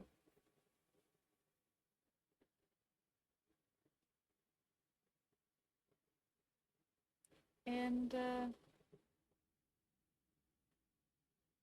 yeah, again, because of that low density, I can pick up most.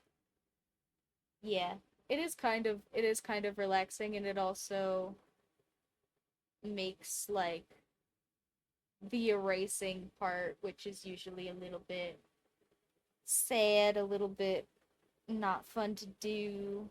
Uh, sometimes you feel like you might erase a little too much or whatever. It makes it a little bit of a more step process so that you don't feel like you're just erasing everything all at once. It's kind of like, oh, I could erase this, and oh, maybe that could use a little bit more, and oh, I could get this spot over here. And the other thing with the kneaded eraser too is if you did find, like, say I wanted to just come in here and get this part of the hat erased a little bit nicer, I can take just like a piece of the kneaded eraser. And the way I typically do this is I twist it off, because if you just try to pull it, it'll just stretch forever. Um, but if you just twist off a little piece, you can just come in here and just like kind of squish just this individual little dot on just the piece that you want to lighten more than its surroundings. Other benefit of not having the same size brick is you can just erase very specific parts. Or, like, if you were trying to actually erase something, it's not like this does a bad job at that. Like, I can take this and kind of flatten it and make like a little knife edge on it, and just come in and erase just the top of the hat here. And I mean, that does work pretty well on regular paper too. You don't have to be using fancy sketchbook paper. Kneaded erasers are kind of cool, and they're honestly not that expensive. I probably bought this one like going on a decade now. Like, I've probably had this almost as long as me and my girlfriend have been dating. And let me tell you guys, she's getting sick of me. I'm teasing, but also we have been together quite a while, and I think I really have had this almost as long, if not as long as we've been together. And I said I bought a dozen of them, but probably most of them went into storage and stuff and are rotting in boxes somewhere, or thrown away, or didn't move with me, or whatever. And like, this one is probably the only one I've used. Like, this and maybe one other one if I lost one at some point, like early on, and forgot that I did that, because that's totally possible. Um,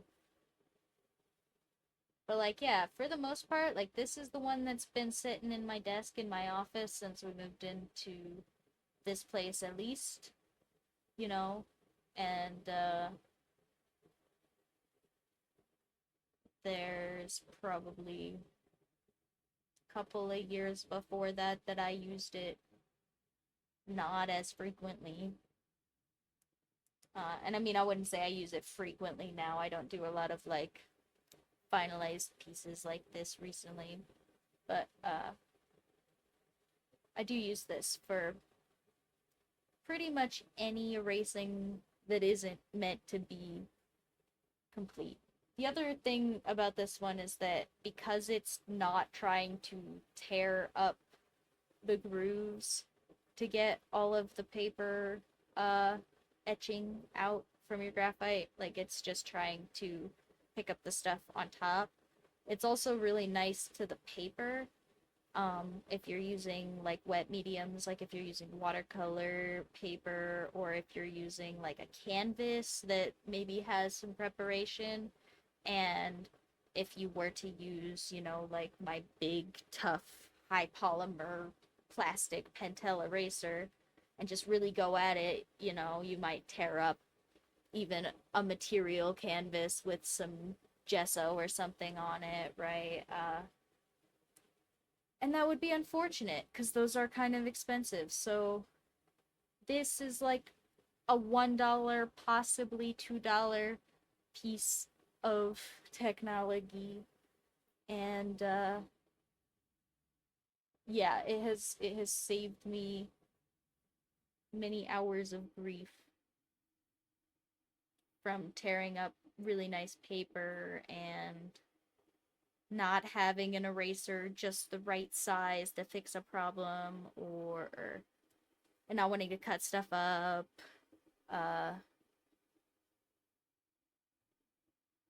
Markers are really terrible to paper, so if you erase a bunch of stuff and then you try to do marker on top of paper, it doesn't really matter how thick the paper is. And even treated marker paper, sometimes if you go at it with an eraser, it will just fall apart and then all of it will bunch.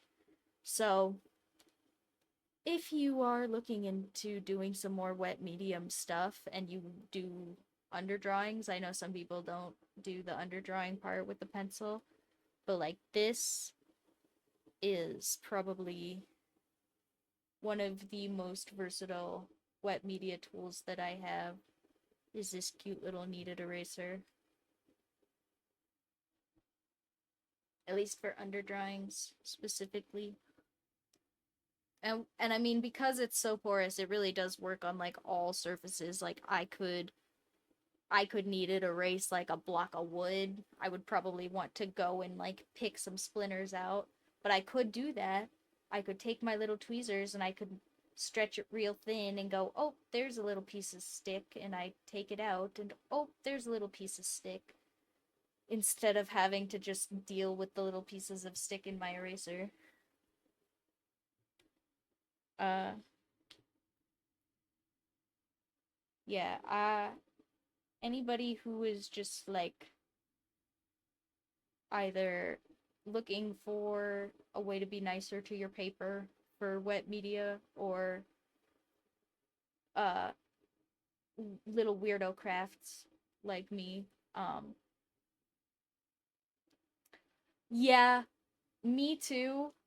uh Note from earlier that people probably missed, if you are here just since I've been back, is these, because they are so very porous and because they are like an oil putty, they will steal all of the oil from your fingertips.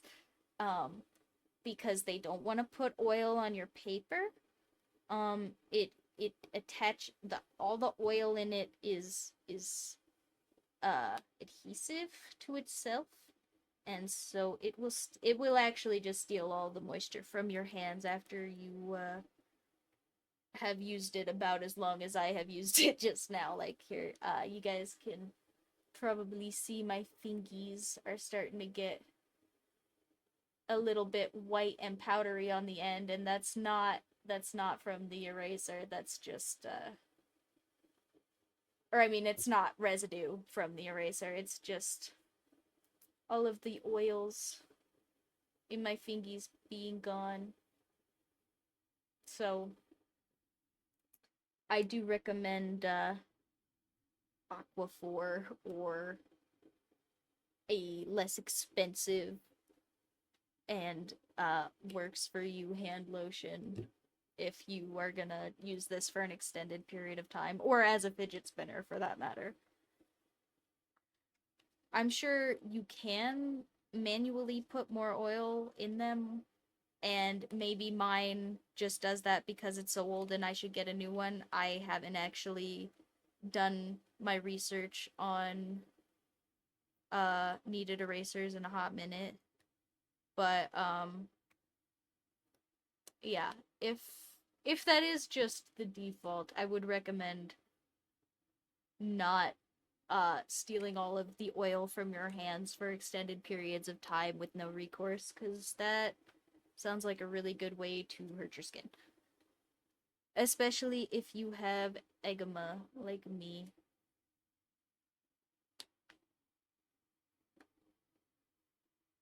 Because eczema is no fun.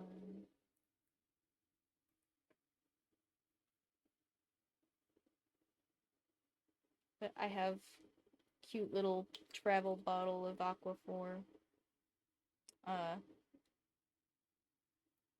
Literally because my granddad bought it for me, and I have rationed it ever since. Um, it's probably many years old. It says it's gonna expire next year. I guess I will have to buy my own Aquaphor. So sad. Um, but yeah, well, also those tubes last a really long time. You don't really need very much for the record. For people who are sketched out about the very high price of Aquaphor. See, you say that, but I feel like that means you should worry about hand lotions more. Like on top of the eraser, like you just have less oils, right? Like that's how that works. You might get like a fissure or something. That'd be terrible. I got one of those on my foot one time. I just bashed my microphone. Sorry about that. I got one of those on my foot one time. That sucked.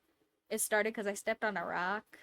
So it was painful and then it stayed painful. It was real fun. And you cannot see a podiatrist where I'm at. Well, leather craftsy hands works too, but unfortunately for me, eczema also makes it a little bit hard to build calluses. I did used to have some really nice ones on just my fingertips from instruments, but yeah, I feel like even those probably wouldn't have helped me much from just like sapping all the oil with the eczema. The eczema makes having truly strong leather hands a little bit tricky. Uh, and sorry, I'm just stalling while I let this lotion set on my hand a little bit so we don't get any oil on the paper. Uh, but yeah, I'm really good with temperature. Like I can touch uh like grilled cheese. I can do grilled cheese with my hands in the pan with the butter and everything. Like I can do uh like uh well, okay, this isn't like a skill, but I have on multiple occasions accidentally touched glass dishes that were straight out of like Thanksgiving degree ovens and like played it off very good, like I totally hadn't just done that. I don't know how nobody told me I had a bit of the tism before, because I am so very literal, guys. Like it's actually crazy how few social cues I pick up on. And multiple times at Thanksgiving, people have like gone to like either ask me for a dish or like sort of half pass me a dish from the bottom or something, where it would have been awkward for me to like take the pot holder that they were holding, right? Which in my brain feels like a cue that I don't need to be holding it, but is actually just them being a little bit inconsiderate. Uh, and yeah, so one time, I think one time was just like me being absent-minded, and I just grabbed something that I knew was hot out of the oven and just wasn't thinking about it. One time was somebody had asked me to pass something that was in a glass dish, and it had been on the table for a while. It wasn't something that was super thick, and there wasn't really a pot holder or anything about it where it seemed like there would be a convenient way to get like a heat protection thing for it. And so I just handed it to them with like both of my hands like fully on this glass dish, and burned the crap out of two or three of my fingertips. Um, and then like just very casually took my uh cold water bottle off the table and held it under the table, and like gritted my teeth like a big strong boy. Uh, cause yeah, I'm good at temperature. I just I can't do abrasion or chemicals. Sometimes chemicals will get me real too. Yeah, it was not fun, but like my pain tolerance is pretty good. So like I can do like if I smack the crap out of my hand like with a hammer, like that's okay. I can do that. Or like if I just like jab myself real good on accident, like that's usually pretty okay. But like yeah, my skin is sensitive to like just chemically stuff, unfortunately. So I need all of my skin oils. I have very few to begin with, apparently. And also like sometimes just uh random chemicals from either like cleaning supplies or art supplies or whatever the heck else will get me really good, and I'll just get little hives. Yeah, eczema is no fun.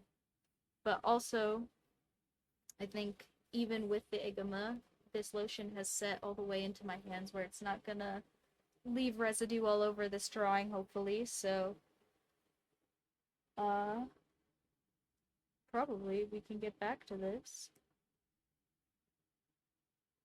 and have very cute skeleton horse.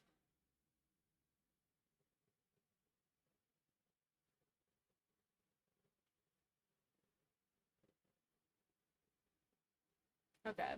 Um,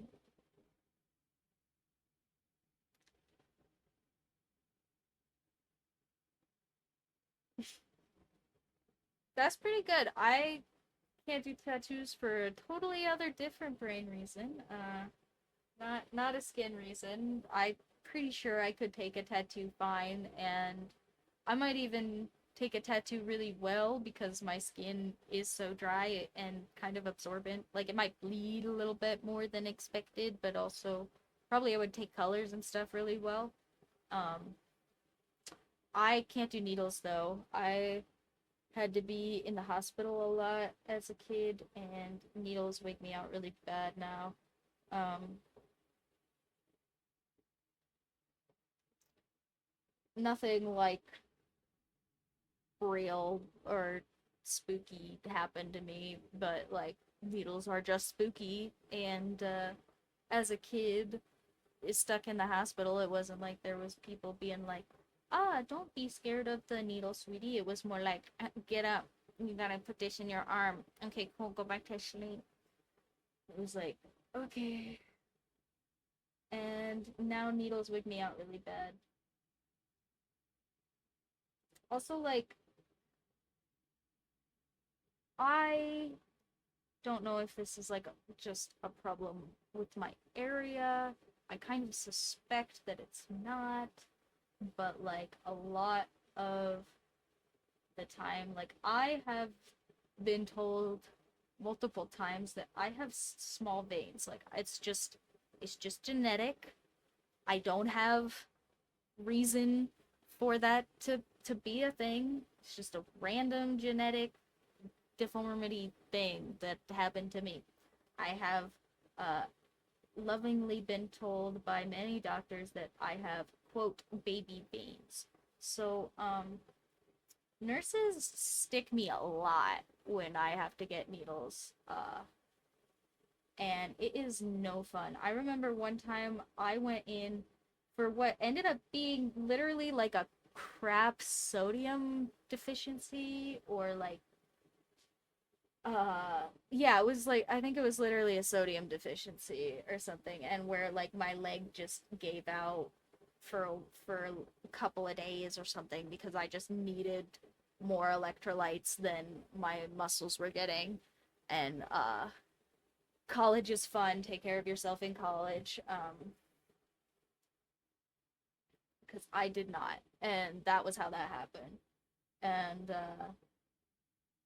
when I went in for that, they had three different nurses stick me because uh, if you are a nurse, for the record, at least in my area, you are only allowed to stick people 3 times before you have to ask somebody else to stick the patient to avoid people being like buttholes essentially and sticking you a bunch of times because they have some personal bias. And yeah, I had to have 3 different nurses try and stick me before they finally called the attending physician, which is like the doctor on staff for the hospital at that point, and that is just like the roaming doctor. And he came and said, "Okay, we're gonna try and just like straight jab you, and then if you actually need an IV, we're gonna have to go and like get a specialist because nobody in this hospital is really qualified to deal with your baby veins, basically." And I was like, "Great, thank you." Um, so that yeah, I don't like needles. I have had a lot of bad experiences with needles, and uh even just getting my ears pierced was a little bit much for me because I wanted to get my cartilage pierced for a really long time. And I finally went and did it, and I had to like breathe and close my eyes and try really hard not to like get dizzy and throw up because I just yeah, was not having it. It was a lot. Um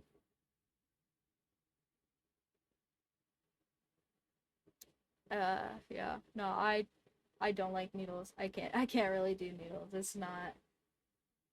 It's just a big old phobia.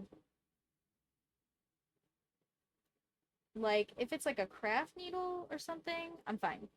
If it's huge and not sharp, I'm fine. If it's like one of those needles with like a tube in the end where the pokey part, is not actually like stabby. If it's just like a syringe needle and it's not actually meant to go into anybody, like that is all fine.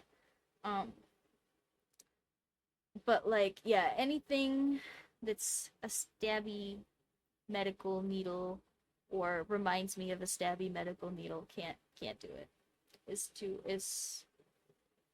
honestly that might be like a little bit of some childhood PTSD or something.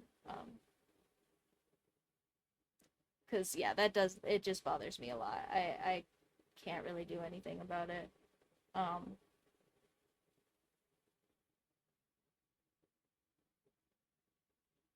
but on the bright side, uh it would be really really really hard to accuse me of doing lots of drill goes cuz lots of those would be hard for me to do if I don't want to stab myself. Yeah, yeah. I also I don't know, like, cause I've thought about like I feel like even getting like a stick and poke tattoo or something or doing one. Not that you should. Don't. That's not. I'm not endorsing that because it's not cool. But also like I know some people that have them, and I understand the experience of it, and I feel like if you like think about it like that, probably wouldn't even be as bad for me as I think like just the P is silent. I know that one. Sorry. I'm so bad. I love so I love dad jokes, guys. Don't even get me started. Um it's cuz the P is silent. Anyway, um you totally derailed me. Uh uh uh uh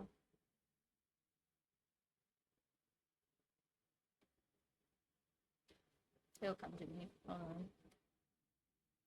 Oh yeah, I was just gonna say that I think like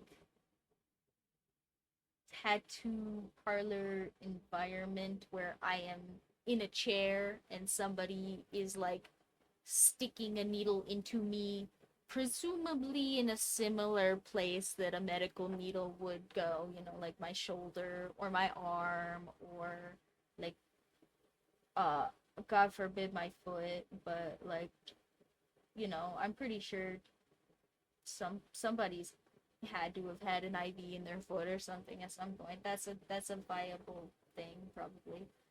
Anyway, uh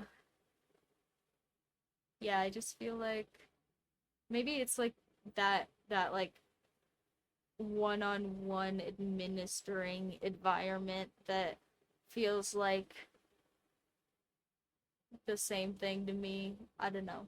Cuz I feel like if I just was like sitting at like a table, maybe if like I went to a tattoo parlor and they didn't make me like sit in like a dentist chair. Like I feel like it's like the, you know, like every tattoo parlor I have ever been in has like a barber chair, like a dentist barber chair, and I don't want to sit in one of those like doctor style chairs and have somebody stick a needle in me. Even with the cartilage things, like I feel like sitting in the chair was probably the worst part, and that was kind of like a high chair, like a kid's high chair. It was like metal, and I mean it still felt more like administrative, like I was sitting for something, but it wasn't like yeah. Anyway, okay, more dad jokes. What is this?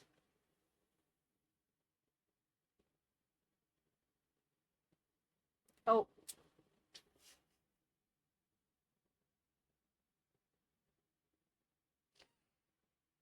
I haven't heard that one before.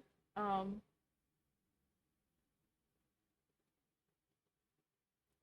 I'll have to keep the dad jokes TOS, but yeah. Uh that was definitely not what I'd heard before. Uh, yeah, there's yep, too many punchlines there. Uh, this is a pretty good one. Uh, sorry, now I'm trying to think of dad jokes.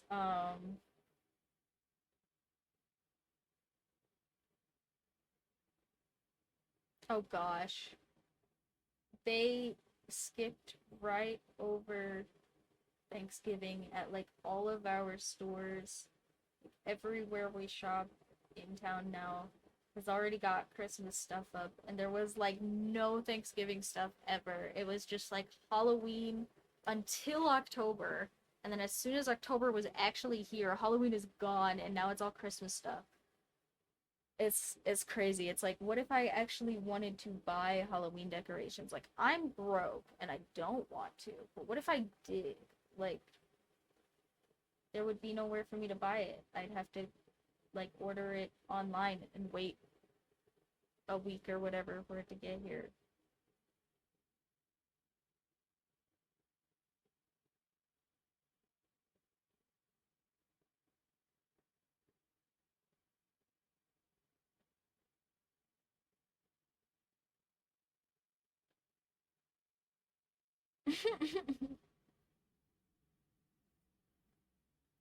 Oh, well, my girlfriend works uh She works in a store like as with selling things to people. Uh and she also has to listen to pretty much whatever corporate BS they play over the loudspeakers. And so or yeah, loudspeaker, whatever it is in there. And she, I'm sure, will tell me as soon as the Christmas music starts playing, because that will be like probably the same 4 or 5 like pop remixes of Christmas songs. And yeah, she will definitely let me know when that has started playing for her.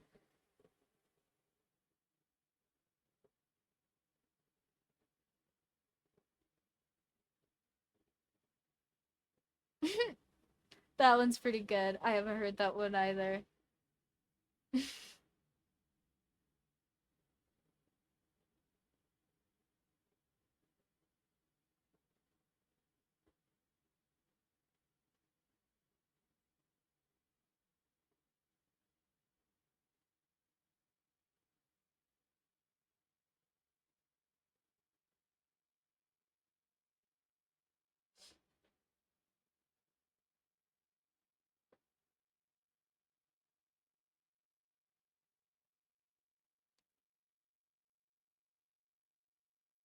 uh,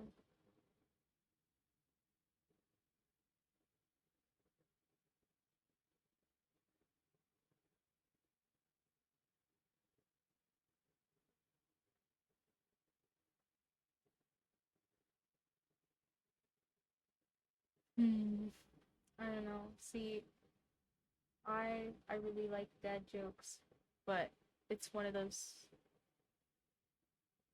I don't know why I say it like that. It doesn't happen every time. Every time I try to think of like a specific thing, uh, just for the heck of it, I can never think of any. Like if somebody goes, what's some like random music that you like? I'll be like, I like music. Um, music is cool. Anyway, uh,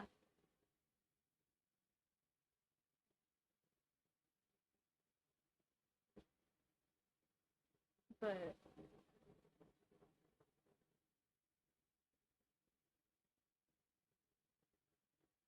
hmm.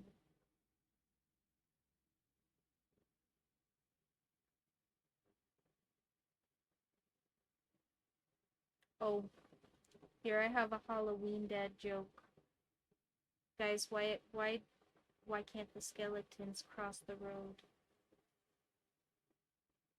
None of them have any guts.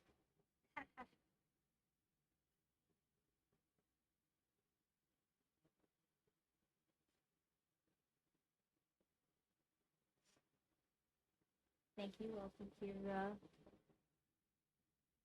for a bit longer.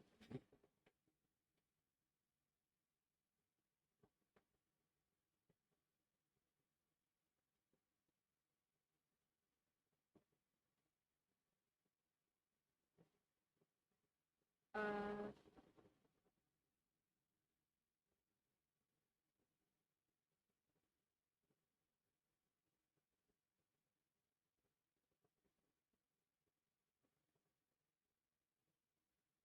oh, uh,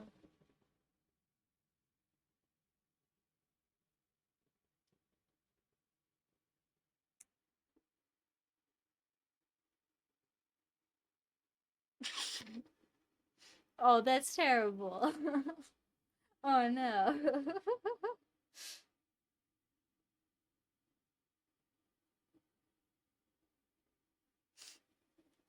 Oh,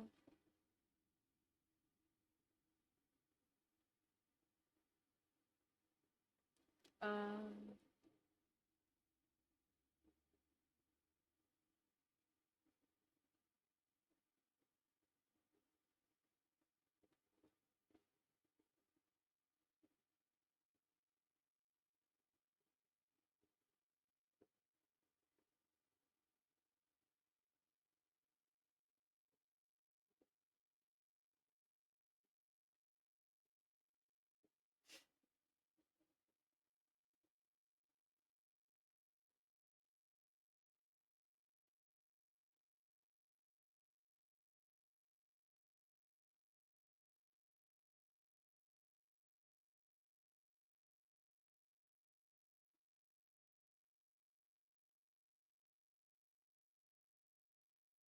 gosh, it's been so long, guys.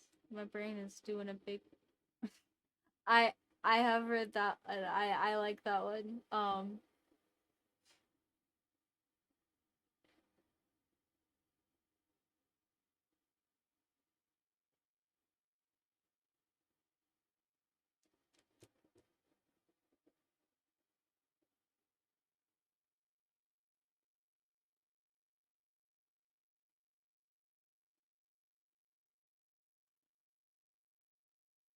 Oh, a dyslexic kid wrote his wish list to Santa, and Santa wrote him a letter back saying he could have whatever he wanted in exchange for one thing.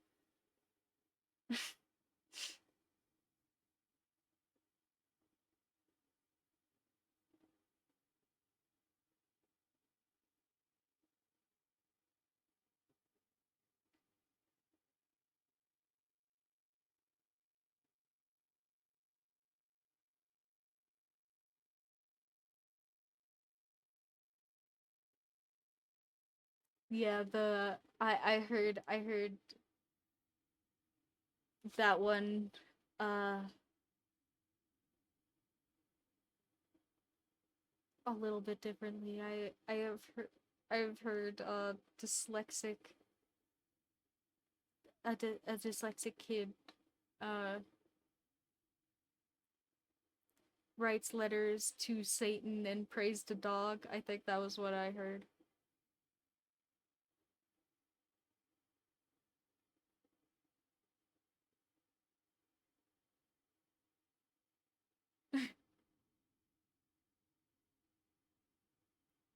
Oh,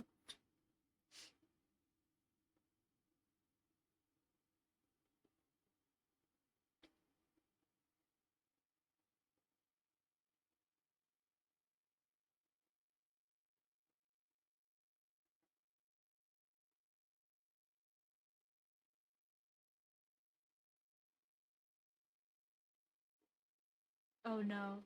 Where?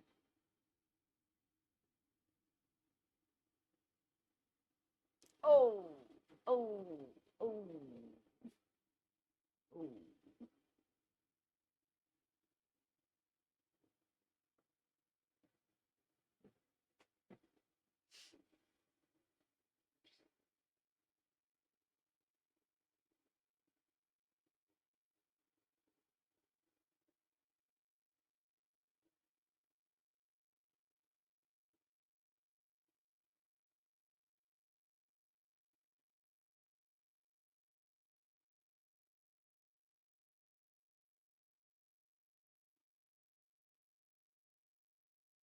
Uh, okay, okay. So, so there's three lady bank robbers running from the cops. And one is a blonde, one is a redhead, and one is a brunette. And they all go and they hide in a pet store. Okay? So, the redhead goes and hides in a cat bin. The brunette goes and hides in a dog kennel. And, the blonde goes and hides in a potato sack. That one's pretty good. Uh, So the police come into the pet store and they go, "Have you seen these bank robbers?" And the pet store owner goes, "No, no, I haven't seen them, but you're welcome to look around." And so the police come in and they kind of start roughing stuff up and they kick the cat kennel. And the redhead goes, "Meow, meow." And the police go, "Oh, it must only be cats in there." And so the police go around to the dog kennel and they kick that too. And the brunette goes whoop whoop, and the police go, "Ah, oh, must only be dogs in there." Uh, so just for shits and giggles, they go over and they kick the potato sack, and the blonde goes, "Potatoes, potatoes."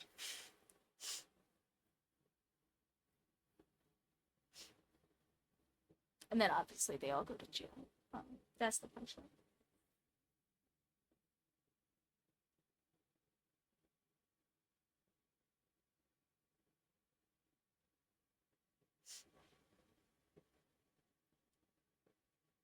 That was my favorite blonde joke forever.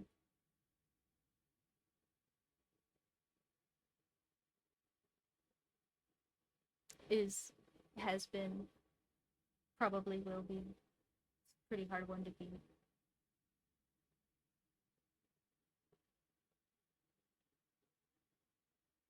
Uh oh, how do you keep a dummy occupied? You write instructions on other side of both sides of a piece of paper.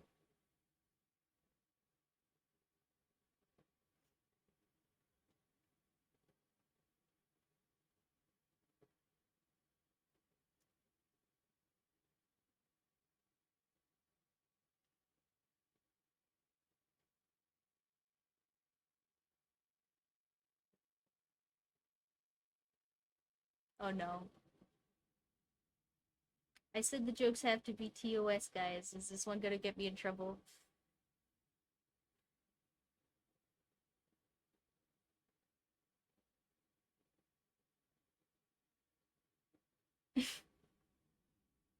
Okay. Okay. Don't don't get me in trouble, please. I uh I did encourage this, but like don't make me regret it, please. I appreciate hanging out with you guys. Uh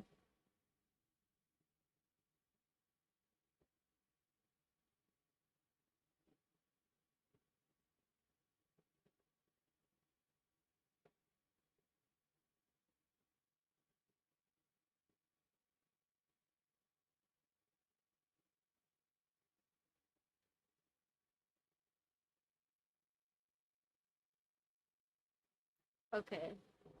So what? Here, what does a cheese say to itself in the mirror?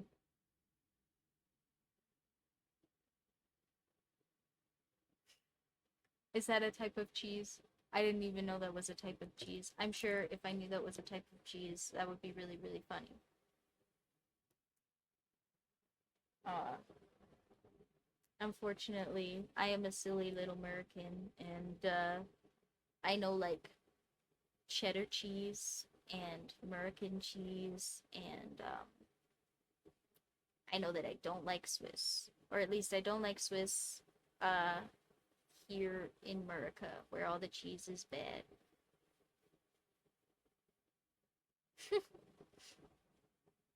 That one's cute. I like that one. Uh,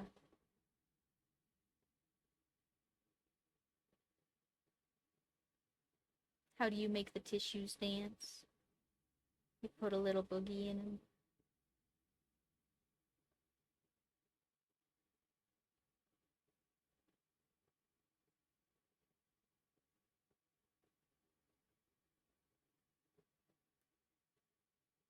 Okay. So, a guy gets to heaven, and St. Peter says, okay, dude, this is heaven. Everything you ever want will just appear, if you just think it. You just, I would try some riddles, but I don't know. I no promises I'm gonna be any good. Um, but I'm gonna finish this joke first. So guy gets to heaven and St. Peter says, "Okay, you can have whatever you want, but you have to think it, and you can't ask any questions. Then everything will be fine, and you can just go about your merry day, as long as you just don't ask anybody any questions. That's the one rule.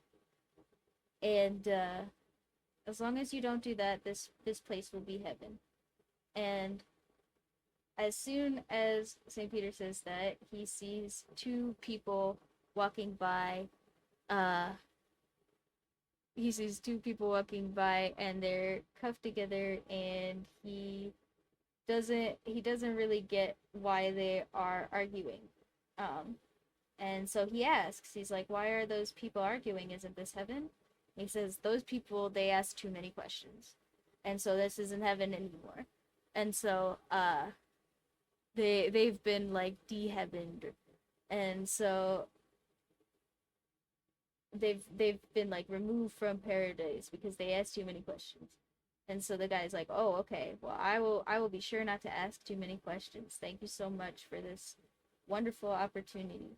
And St. Peter leaves him, and for a while it's fine. The guy just, thinks about food and it shows up. He thinks about a guitar and it shows up.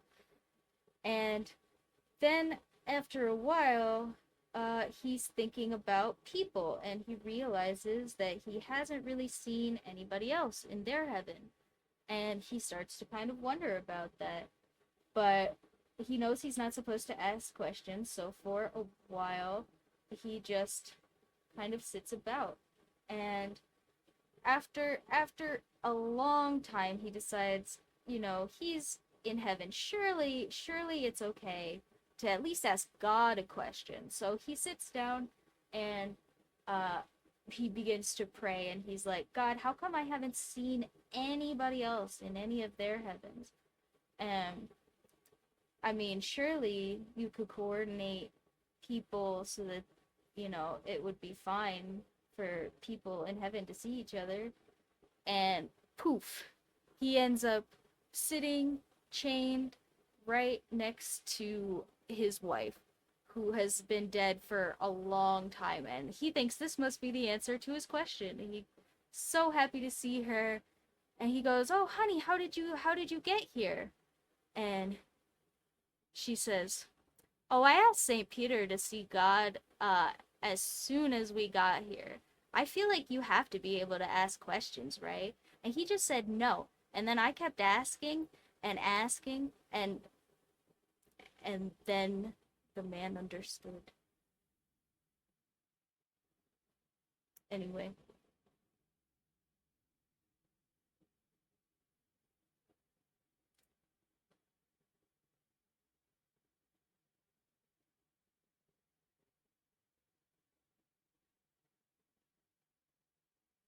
the guy had an annoying wife. That was the whole joke. And then he got chained to her forever for asking too many questions. I don't know why that's the one that stuck in my brain, but probably just because it was long. Sorry about that. I have to think of more like quippy couplets.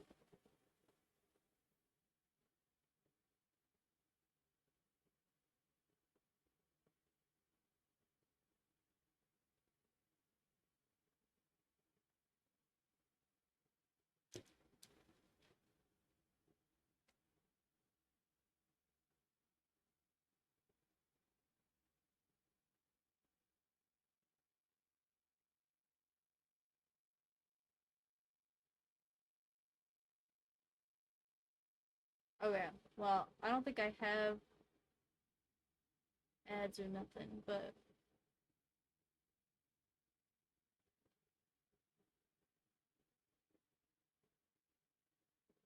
oh, that one's time.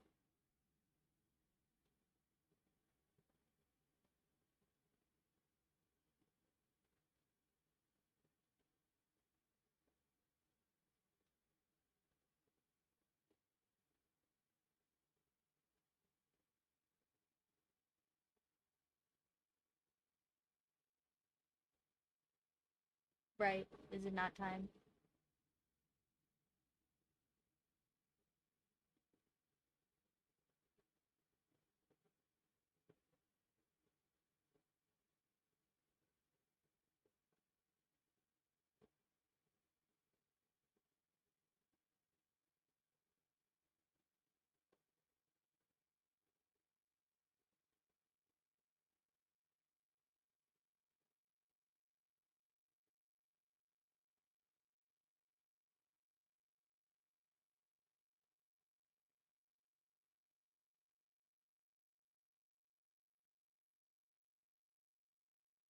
Oh, okay.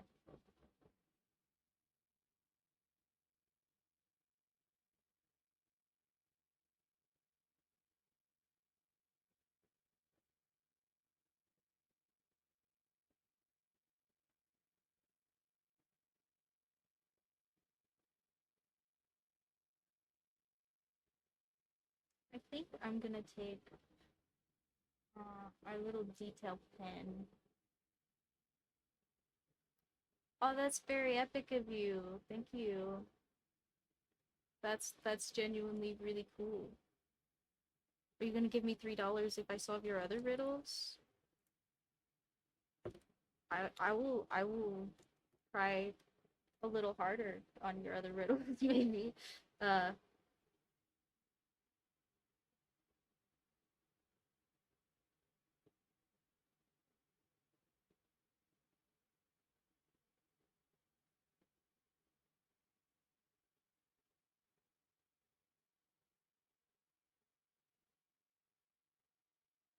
oh, thank you so much.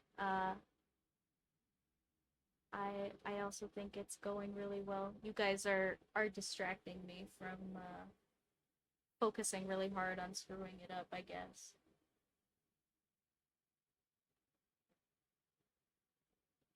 Uh, okay.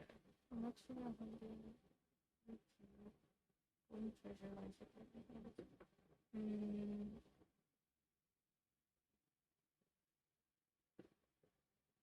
Oh, is that not the right one?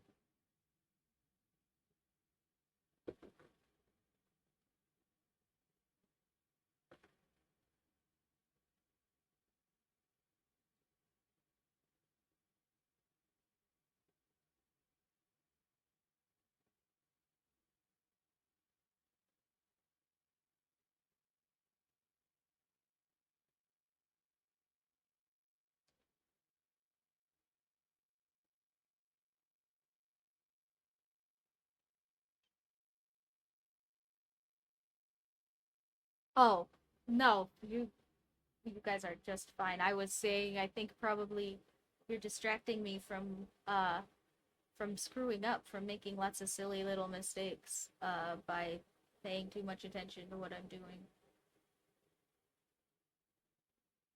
I'm kind of just drawing, you know. A box without hinges, a locker, a key. Uh, the golden treasure lies within. Okay.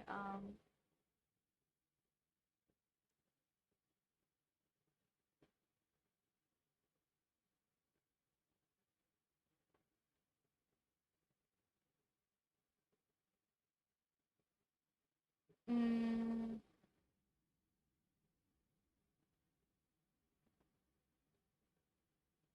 is it your skull? No, it probably has the word box in it, right?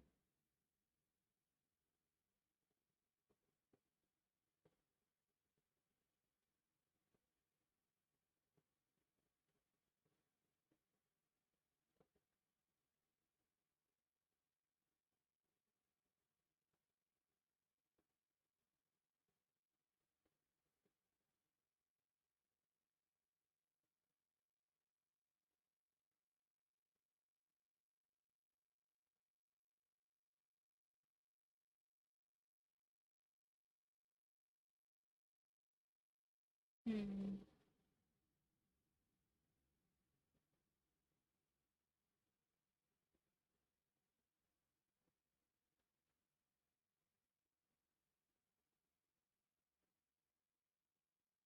All right. Well,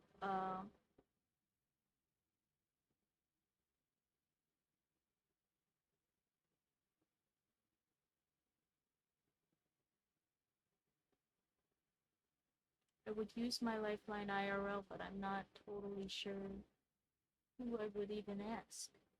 Um, my cats probably don't have the answer. Uh,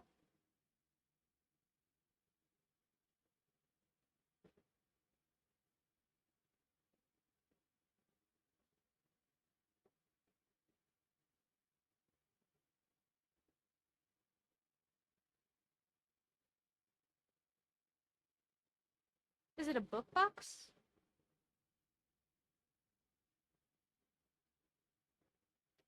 or a book?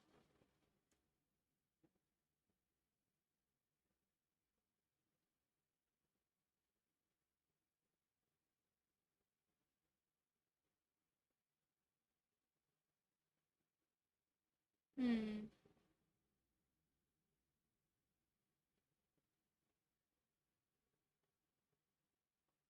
Well, do I just get the one guess? I could keep trying. I don't know. That one's hard though. I might not get it anyway. Even if you let me keep trying.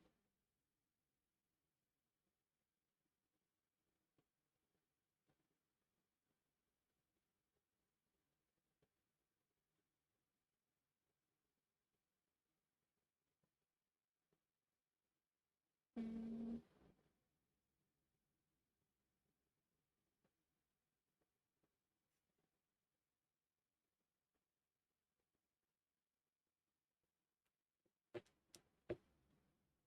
Um,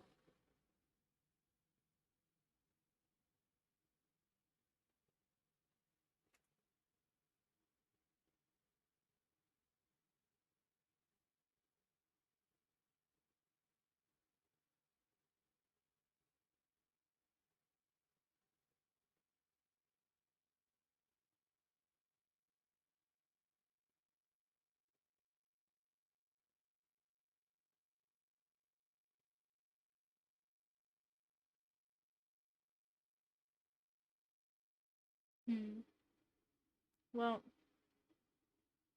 if the time limit is the next ad, I don't think I have ads, so uh if you're giving me unlimited time, I probably will think on it a little bit longer, but I don't know if I'm gonna get it anyway. That is a good riddle though. Well, I'm assuming it's a good riddle as long as it has an appropriate answer. Because I can't think of one quite yet. Um,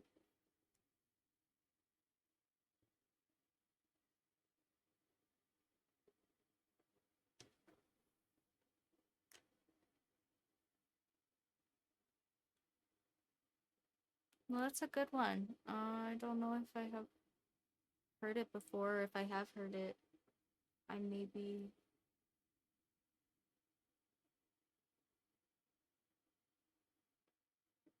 Mm,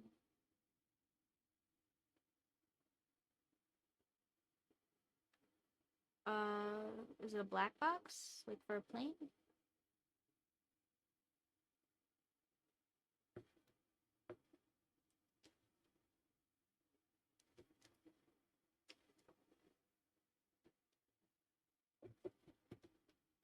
I want to put some witchy stuff on her cloak. So hold on, let me look up some witchy cloak stuff. Witchy cloak stuff. Okay, oh yeah, I should add like some ruffles or something. And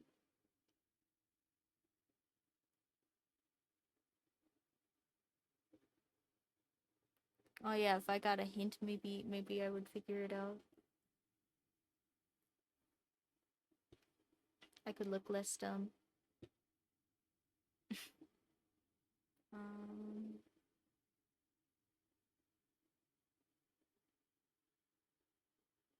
yeah, I kind of already added the lumps in the hat and some stars, so the band is good. Maybe I'll put like a little seam or something up the side.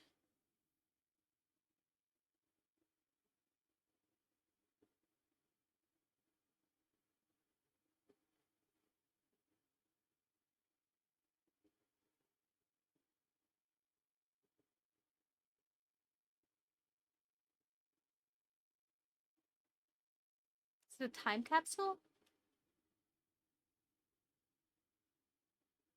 Because you seal those usually?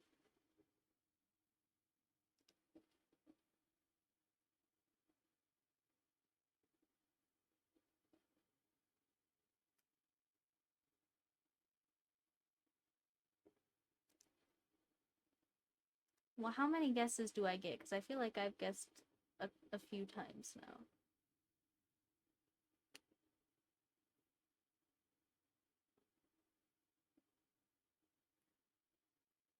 Do I get infinite guesses if I have infinite time? Is that how this works? Because I could keep thinking. Okay, cool.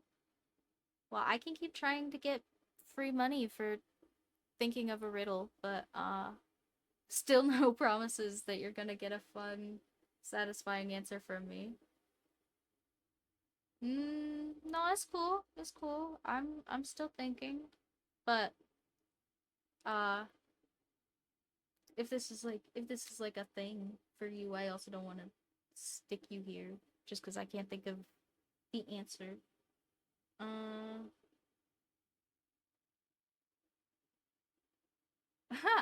okay. Well, that sounds like commitment, and I am nothing if not stubborn as heck. So I will keep willing my brain to think of something else.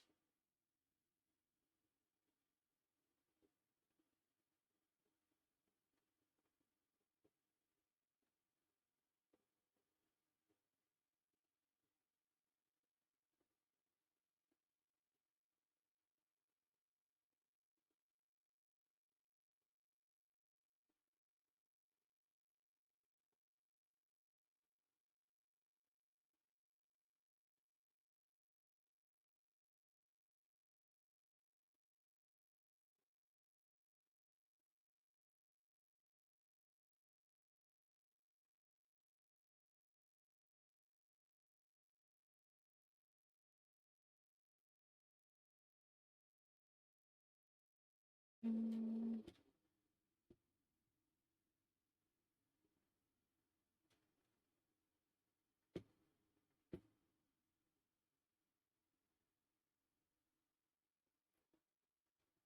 what if we have a cute little.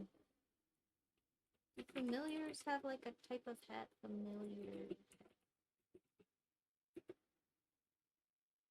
No, these are all like ball caps and stuff.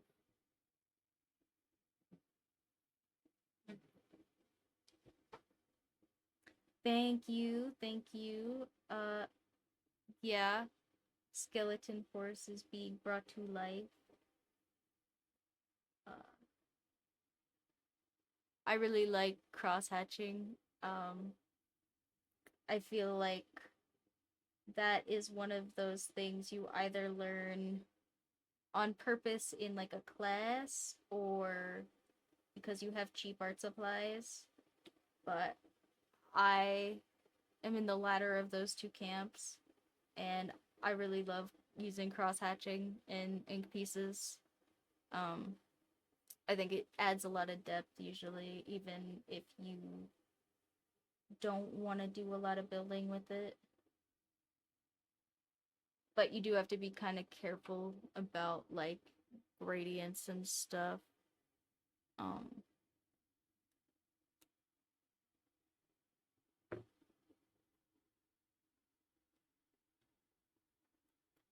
yeah, it doesn't really look like there's familiar hats, so maybe I'll just look up next hats. Like occult stuff.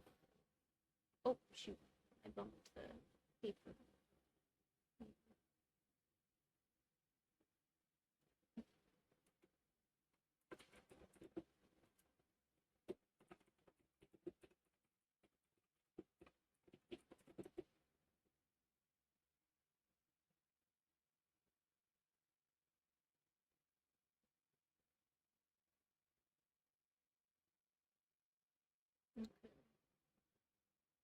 Spooky. Oh, true. I could do like some moon phase stuff. That would be cool.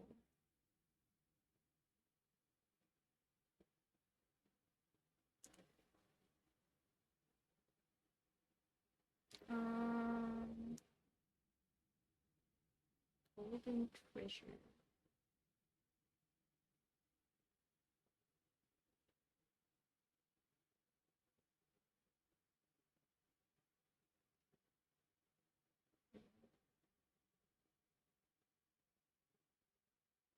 What if we do like a moon?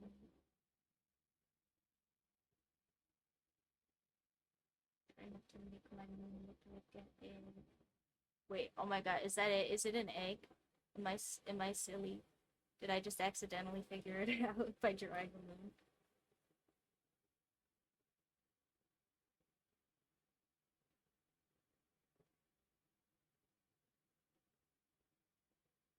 Is that the answer? Is it an egg? Did my moon help me win the game? My little witch my little witch gave me secret riddle powers on accident.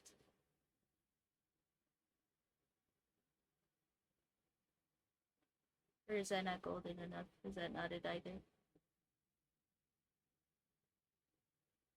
This still doesn't say box, so. Ah, epic. Okay, okay, okay. Two riddles. I'm not a total dummy moron. If the third one is harder than that one, we may need more really, really accidental luck to get it. Because I literally just said that one to myself on accident. There was no real thought process for that one there. I will be real with you guys. I was just like, eggs are yellow on the inside.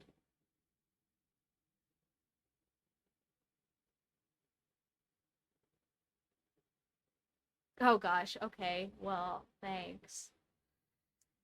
Uh, I'll put my thinking headphones on. Get adjusted in my chair.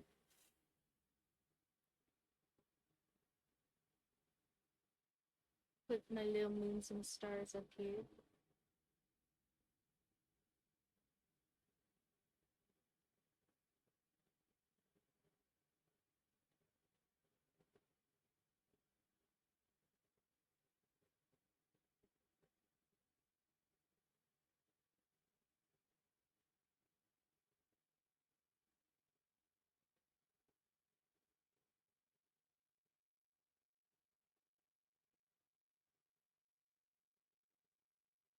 May you have as not a partner or whatever yet, you have officially made this my most profitable stream by itself so far, so thank you. I'm like a full professional or something.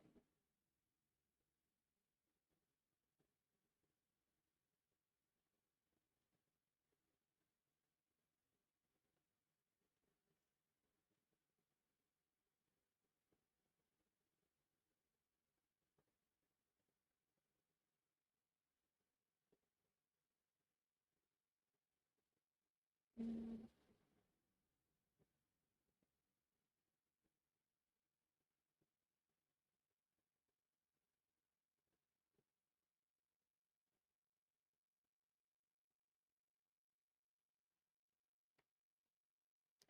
Oh, oh wait, I know this one. It's fire, right? It's fire. Fire is always hungry. Fire burns you. Your fingers turn red, right?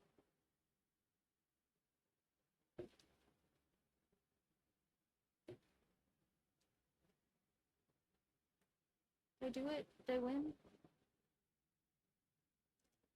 Yeah! Thank you, thank you, thank you. That was fun, actually. Uh, that was good fun. Thanks. I always, I mean, this whole thing is me being a monkey with the symbols for money. So like, I'm totally willing to do some extra tricks if you guys are gonna pay me directly. That's 100% okay with me. Uh, yeah, very cool of you. Thank you so much. That helps. All of those direct donations help a ton because I just get to have them and then use them on things like art supplies. So, yeah, that's very cool of you, dude. Especially if you're going around and just doing that for lots of streamers. That's very epic. Love people who pay it forward. Gonna give our cat a little pumpkin hat. I think that's what I decided. Just gonna get a little pumpkin on his head.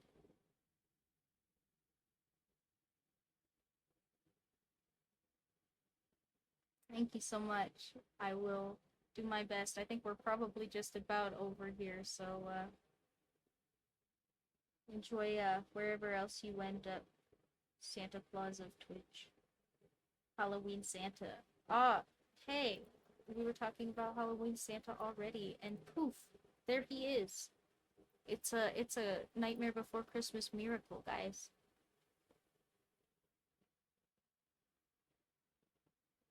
But seriously, that's very cool. And if you guys, I'm being very serious. If you guys like show up and are like you wanna like I don't know. I mean, don't go crazy with it.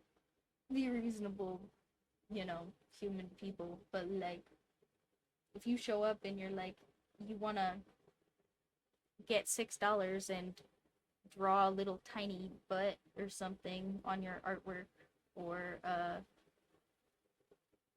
Among Us gets hidden somewhere on the page, dumb stuff like that. I will totally do dumb stuff like that for money. Uh, because all the money I earn here hopefully gets to just go back to you guys and me doing fun stuff like this. And I would love to have more money to do really cool stuff like this all the time. So, yeah, I am here with the symbols. I will play the songs on request for extra $5, I am not afraid to be very shameless about that, because it could help. I will be very real about not being big money bags pockets guy. It's not me.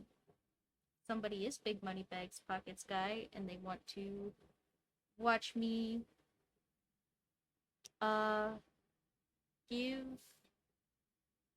everybody a Karen makeover for some reason in my art piece, or like I don't know. Please, please, please include pumpkin spice latte. I love pumpkin spice latte so much. I don't know. I don't know what people want. That's where you guys come in.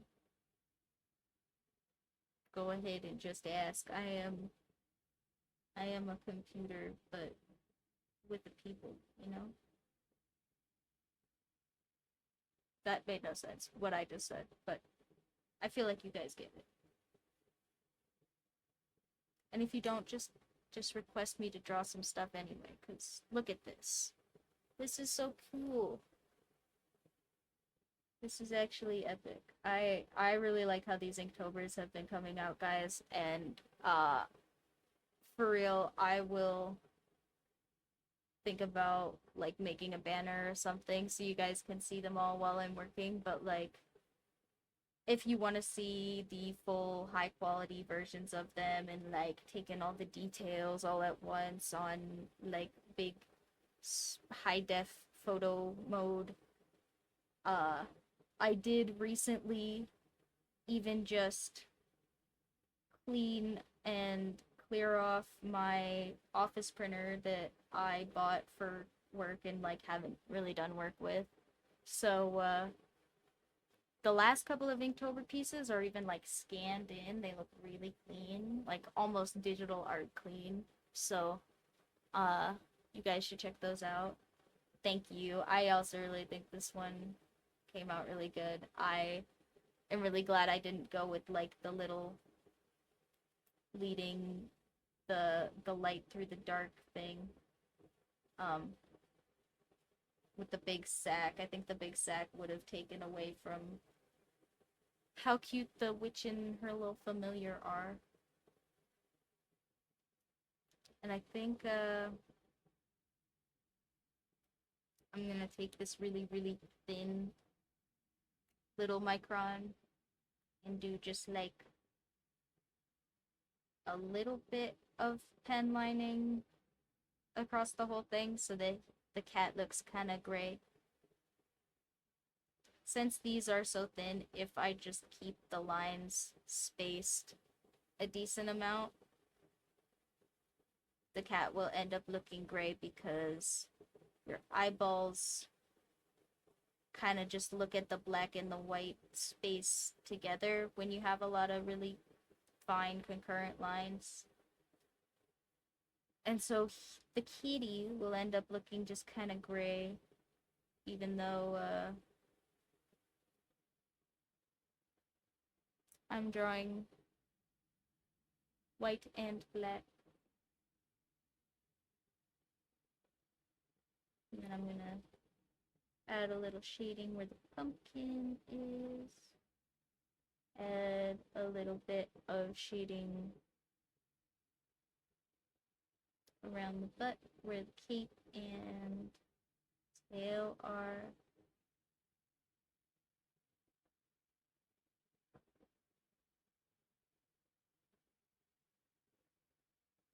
And just kind of add some depth to the kitty because he is kind of fading into the background a little bit, I think. And he's part of the picture too, so we want him to stand out a bit more than he is. And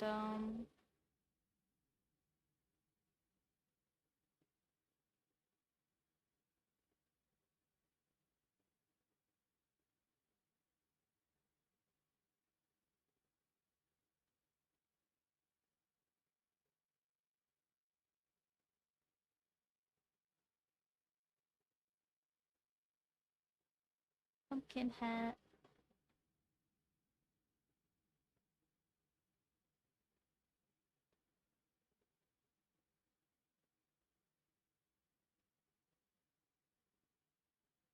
Also, if you guys want to just give me riddles and see if I can answer them for no prize money, I can do that too. Cause I kind of want to think of riddles. ADHD is fun.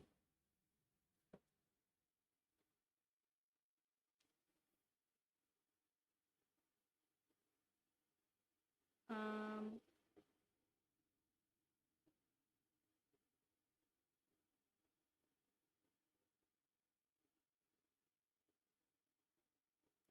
okay. Not a riddle, but I did think of another joke. So, there is this really really nice bar, and drinks in this bar are super expensive, like more expensive than going and getting food at a nice restaurant would be just like one drink. And so this guy goes into this restaurant, or this guy goes into this really nice bar with this really raggedy, beat up looking turtle, and pulls right up to the bar, picks a seat right in front of the bartender, and sits the turtle down on the countertop. Uh, and the bartender goes, "Hey man, you gonna order something?" And the guy goes, "Well, I'm here to make you a bet. If my turtle can beat you from here down to the end of the bar where that guy is waiting for a drink, uh, then I should get my drink for free for having such an impressive turtle." The bartender kind of looked at the guy, looked at the turtle, was looking pretty beat up. It seems to have a kind of a beaten in shell. Turtle's looking not so good. He's looking kind of maybe like he's old on his last legs. The guy is pretty confident that even if the turtle looked a lot better, he could beat him down to the end of the bar. So the guy says, "Okay, I'll make you this bet, but if I beat your turtle to the end of the bar, you have to leave and not come back in here." And so the guy agrees to the wager, and him and the bartender ready themselves in the same exact spot at the bar. They pick a spot that both people, or that the bartender and the turtle have to cross for it to count, and they decide that they have to go all the way across this line for it to count as a finish. And they set up uh, a bunch of rules to make sure that it's all very fair. And then the bartender looks at the guy, looks at the turtle. He says, "Are you sure? You could always just pay for your drink, and we wouldn't have to kick you out." And the guy goes, oh no, it's fine." Um, so the bartender counts down. He counts down 3, 2, 1, takes off down to the other end of the bar, and at the same time, the guy sitting at the counter picks up the turtle and throws it against the wall. Uh, the turtle lands clear on the other side of the finish line, looking even more worse for wear now. And the bartender just turns around and looks at him dumbfounded. The guy goes, "Okay, so where's my free drink?"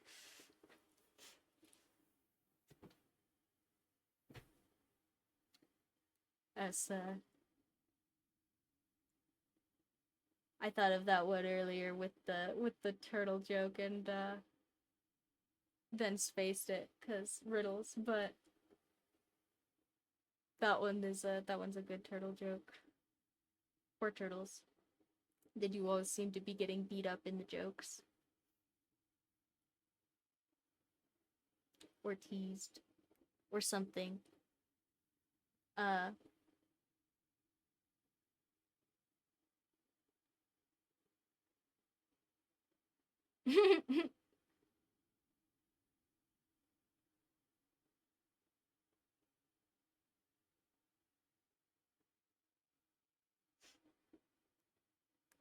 I used to know a really good one about banana peels, but I guess it slipped my mind.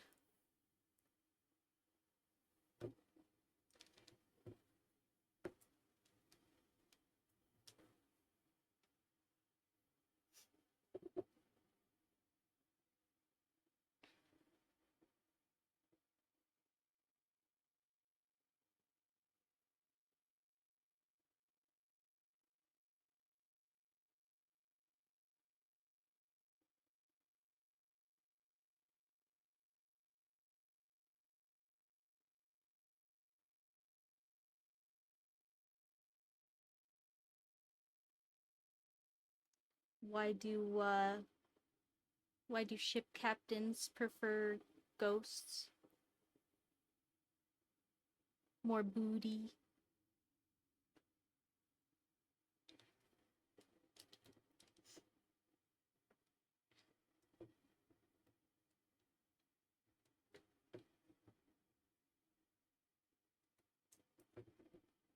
Hmm. We are getting pretty close to done on this one, I think, but I'm trying to decide if I want to have really thin lines for this star. I think if I decide I don't, then I can still uh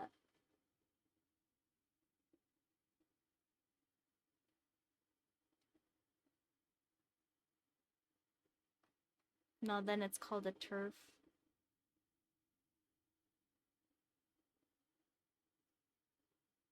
Then it's called a squash. Then it's called a beet. I feel like there's lots of vegetable puns you could make there.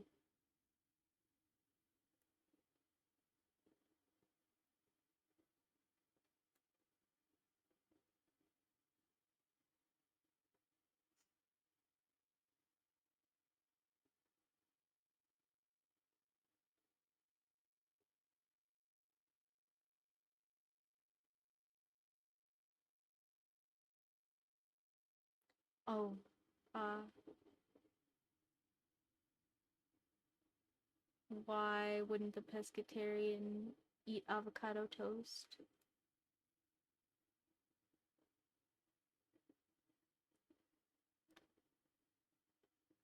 Because he'll only eat oils if they're fishy.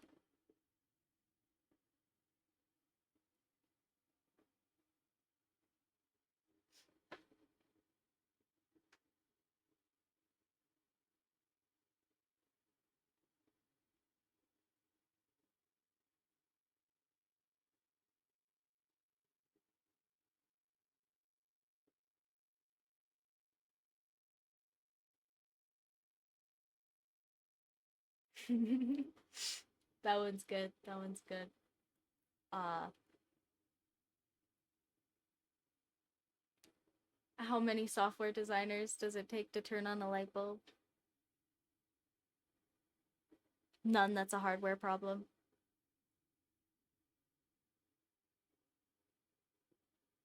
Thank you. Yeah, I'm sorry. I'm kind of stalling because I'm trying to decide. There's a section here that I haven't inked yet. That's like the little glowy orb thing they are following, and I'm just gonna start inking it with a thin line, and if I decide some of the lines should be thicker later, I'll fix it because I'm just stalling now. But yeah, I like that one.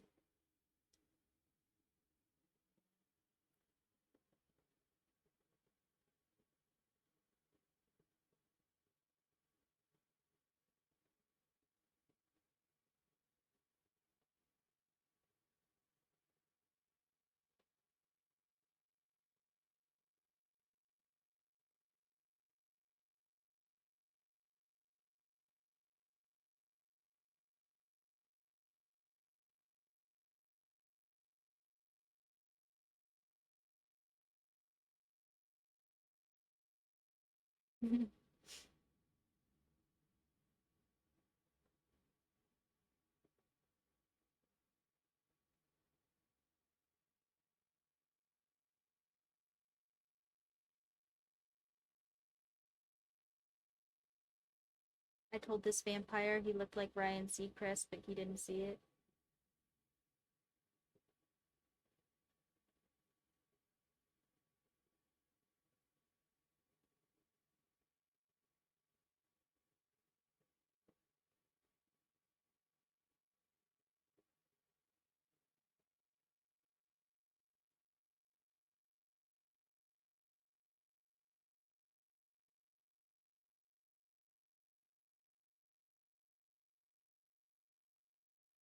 How do you make sure a vampire doesn't kiss you? Garlic bread.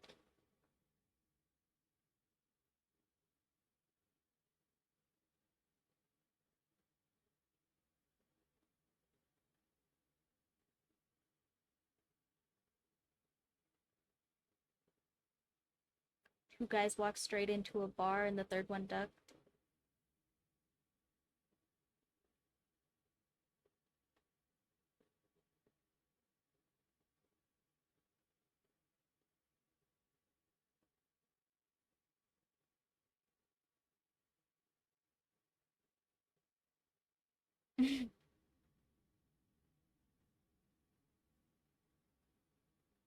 A mushroom walked into a bar and the bartender says, "Sorry, we can't serve you." And the mushroom says, "Why not? I'm a fungi."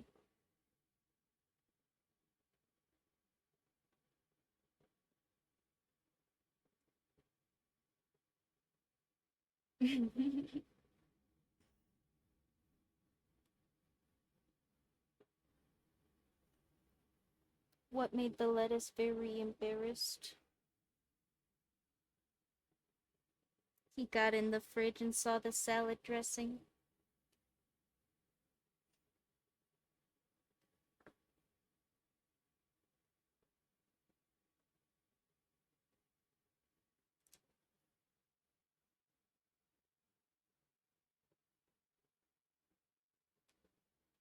Why'd the kid hide all the Cheerios?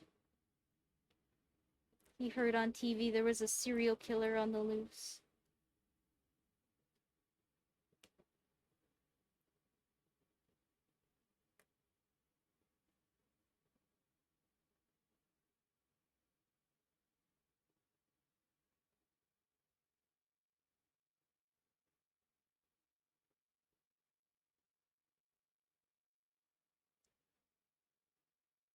Hmm. Uh,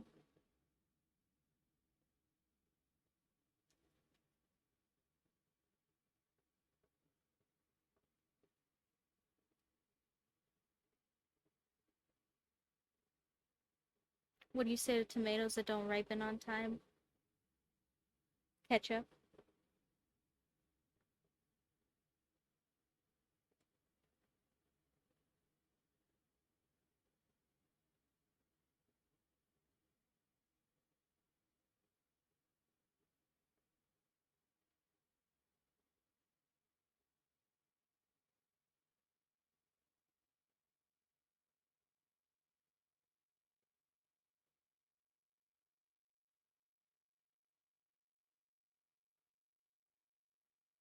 Sorry, I'm trying to think of more, but I might be. I'm kind of tapping the reserves. It's like I said, it's probably been a minute since I've had any reasons to actually use all of my dad jokes. Uh,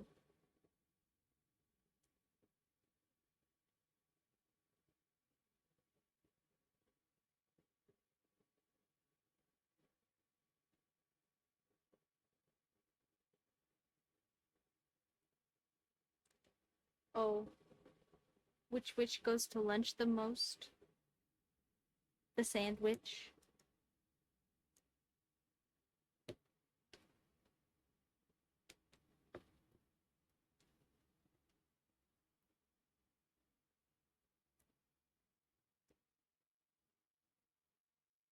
uh, I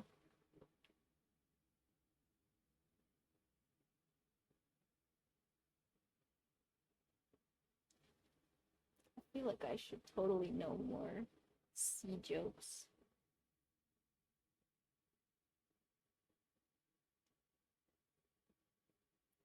Oh, what do you call a coral that is not your friend? Anemone.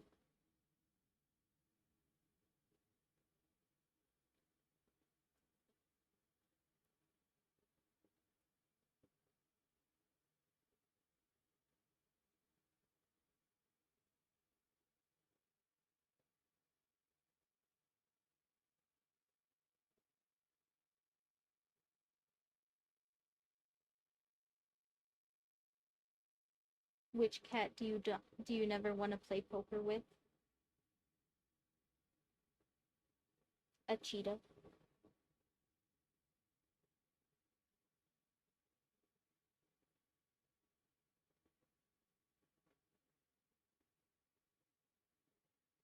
Yeah, I also I was literally thinking of Finding Nemo just now, and that is in fact what made me think of the anemone joke. Because I always think it's so funny for just like I okay. Things to know about me, guys. I have a touch of autism. It's a bit more than a touch, and it's a little bit crazy that nobody told me this. But also, um, one of the things that I do that is a little bit of the tism, is I will just like reaction meme things in real life.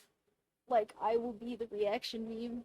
So like will I will go, guys, come on, you made me ink from Finding Nemo, like as like a bunch of fucking responses because I think that it is hilarious that that is a Finding Nemo joke. I really like Finding Nemo. That's a good movie. That's a good movie for the whole family. There are that's one of the like there are movies that are like for kids and adults to watch together, right? Where the jokes are for the adults are kind of ham-fisted in there and like it's just not as enjoyable for the parents. It's just kind of like, haha, they told the sex joke. Our kids didn't get that one. You know, it's but Finding Nemo I feel like does a really good job of presenting the story in a way that the story itself um is different, like to interpret depending on how old you are while you're watching it, right? And it's not about like whether or not you know the word for teabag or whatever, you know, like whether or not you know a dirty word is the joke. In Finding Nemo, it's like contextual jokes, right? And I think that that's hilarious and way more well done. Uh, and I have black lipstick in my teeth, so hold on.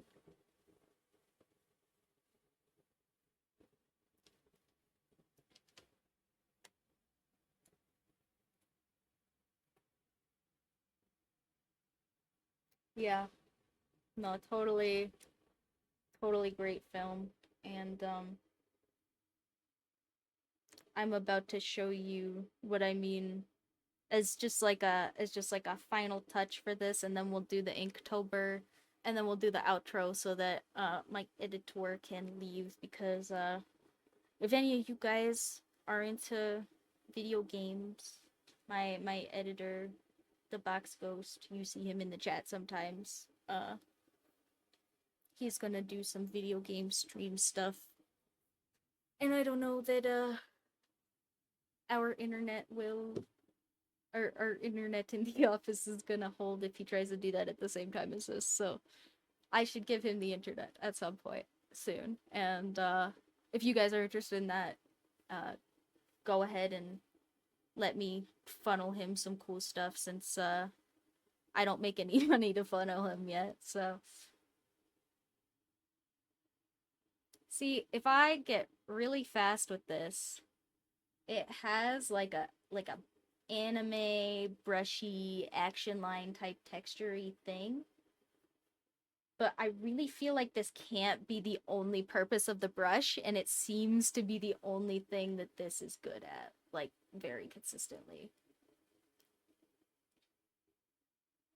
Like, see, if I turn it just right, it's doing, like, the actual lines, which is not what I want anymore. So, let me stop turning it just right. But yeah, I feel like that has to be,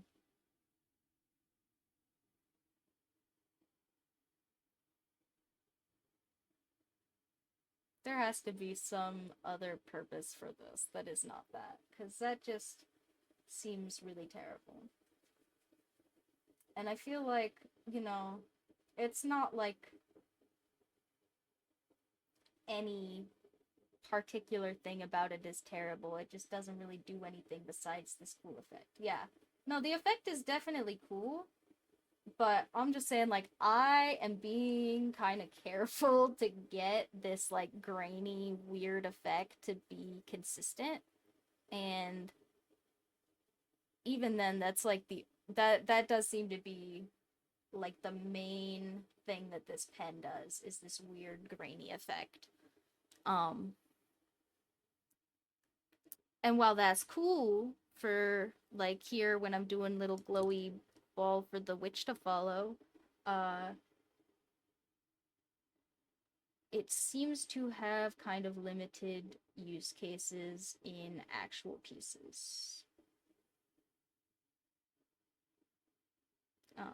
Not that this isn't an actual piece, but I just mean, like, you know, in this piece, the one time I really wanted to use it was for that, and I have used probably like every other ink pen on the desk at this point, like a decent amount, other than the whites. I don't think I really used any whites for this. I could maybe come in and add like a white highlight around this star to make it look more glowy. That might look kind of cool. Maybe we'll do that, and then I will do all the ending stuff. Hopefully I don't ruin it by adding that.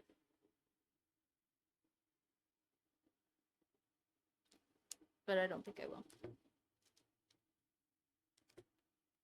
But yeah,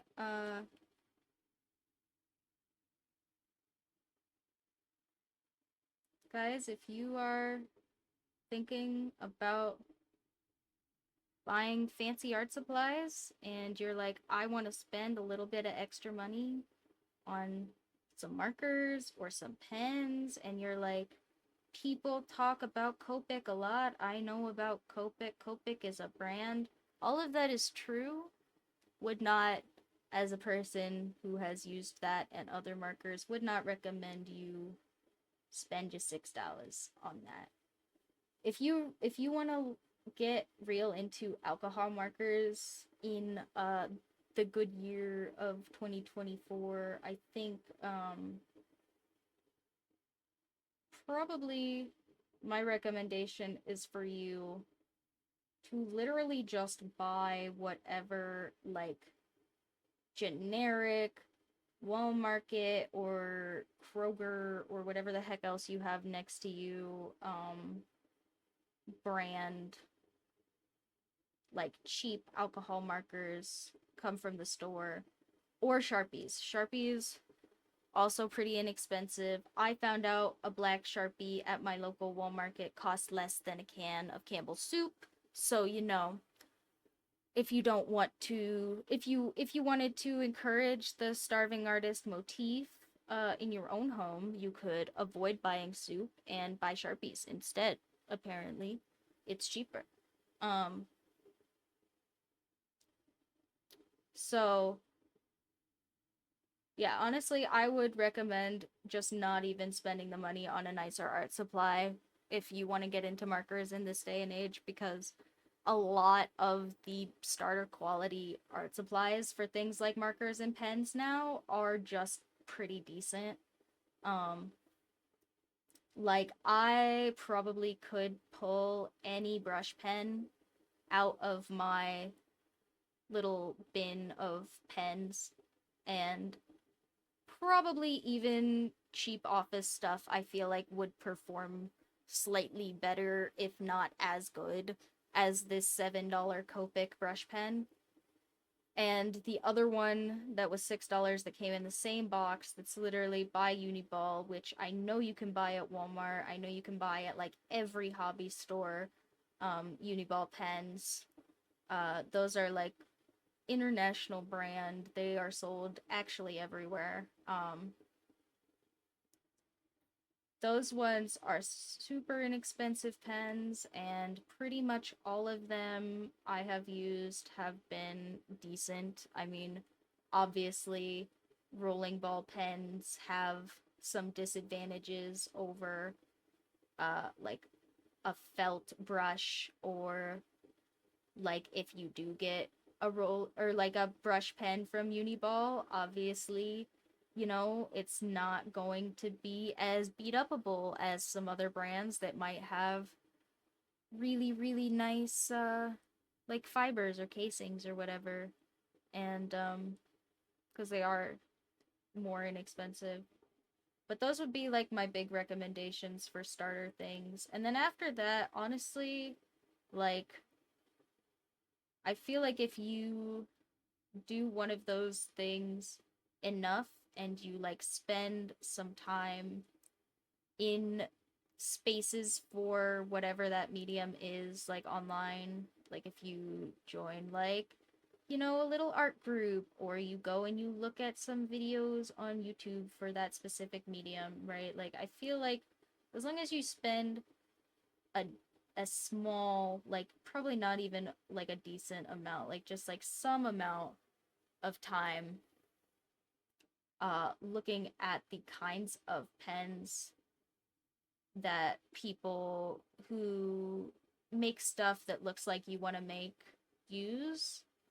Like, I feel like word of mouth for art supplies is super underrated.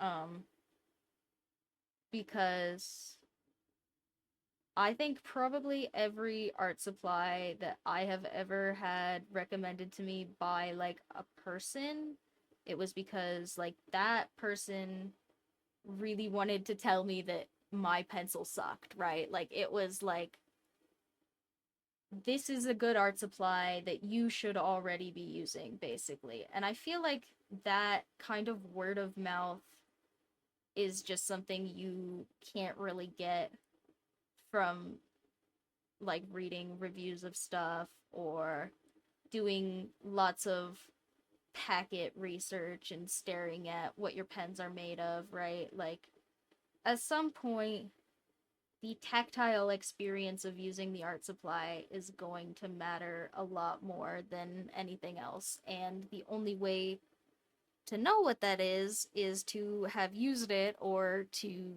gain experience through somebody that has used it, right? Uh,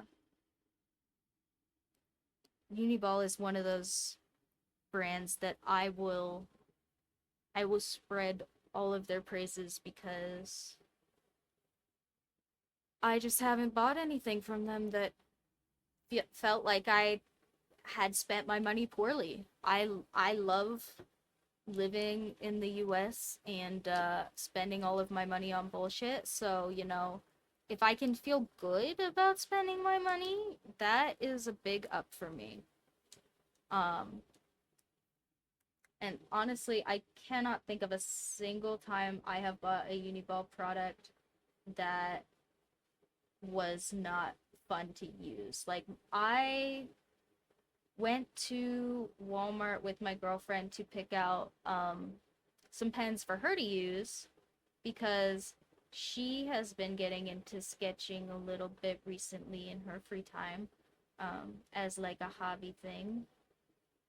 Girlfriend collab in the future, question mark. But also, um,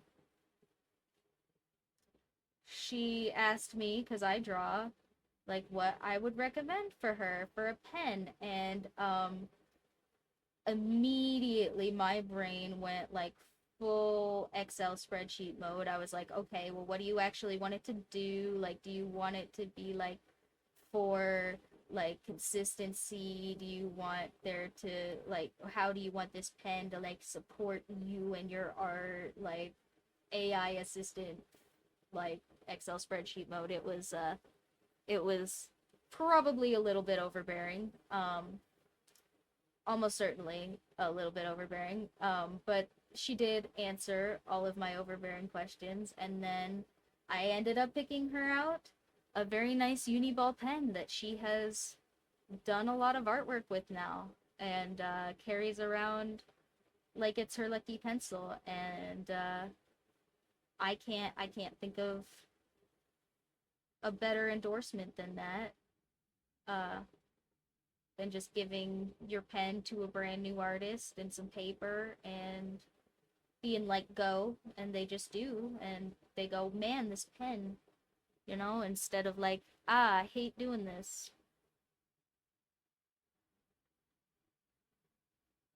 So, Uniball, what did I say? Gummy Bears, Uniball gets, like, like 8.5 gummy bears out of 10. Because they're not professional supplies, and it's kind of, I haven't really found like upgraded Uniball supplies that I really thought were worth paying money for. So that's where the missing gummy bear and a half is coming from. But other than that though, yeah, really cool pen company. Copic fell off really hard.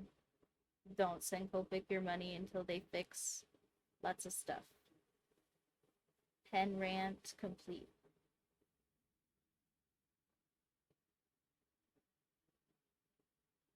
And so is this little star. It's so cute, guys. It actually came out so good.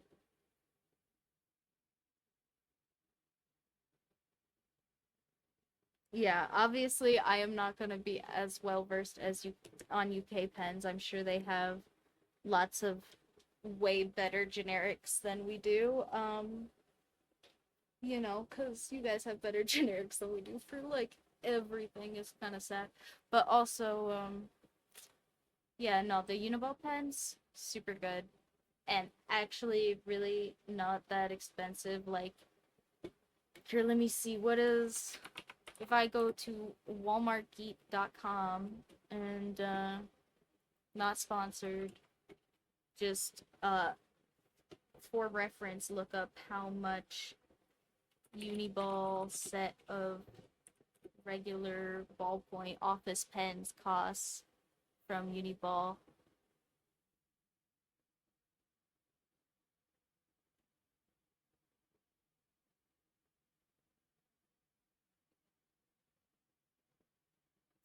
Walmart wants to show me a bunch of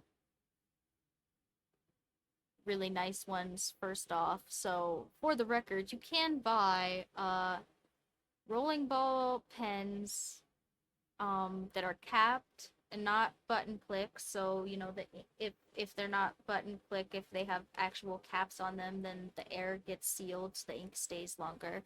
Um, and yeah, you can buy 4 fine point rolling ball uniball pens uh for 750. So for the price of this crappy Copic pen, I can buy 4 like kind of nicer uniball pens.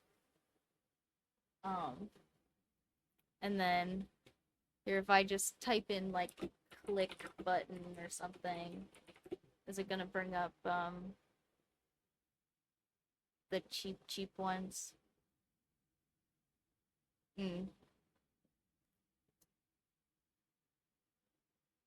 Okay, well, I don't think that Walmart will let you buy any small quantity of these Uniball click pens because they are so cheap. Um, yeah, the smallest package of the click pens that I can find is a dozen of them, but but they do only want 13.50 for a dozen of them. So they are essentially $1 a piece. Like, what does that make it? A buck 20 extra, a buck 60 extra, sorry. So like for 12 pens, that's math. How does math work? That's like 13 cents or something. So they're like a buck 13, buck 15 probably ish, you know, something like that per pen. So, and I am almost certain, in fact, just for the record, everything in this little art cart to the side of me uh was purchased not anytime recently. And yeah. So for the record, I'm almost certain.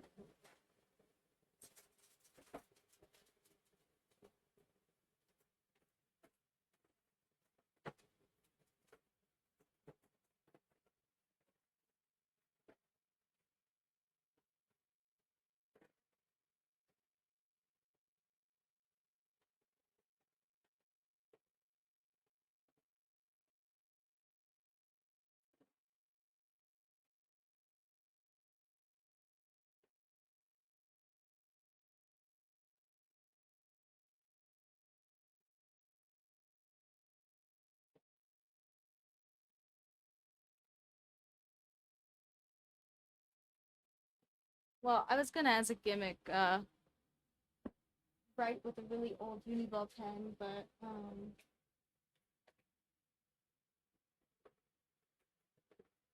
maybe I don't actually have one.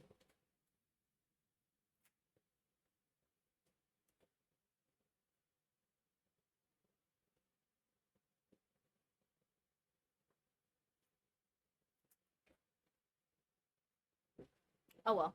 Okay. Anyway.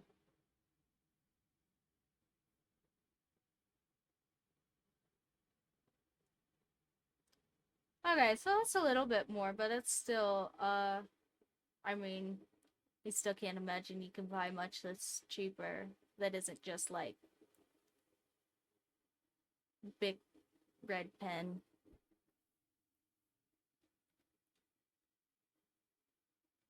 Not to knock the big pens either. Those are super good for money actually. Like if I just want to write some crap down or I really don't care about my art supplies being consistent, big pens they are worth the no money that they cost. All right. So I think on that note, guys, I really like the way this all came out. I'm kind of thinking that if I keep sitting here adding little details, eventually I am gonna screw it up, and I can't think of anything it really needs.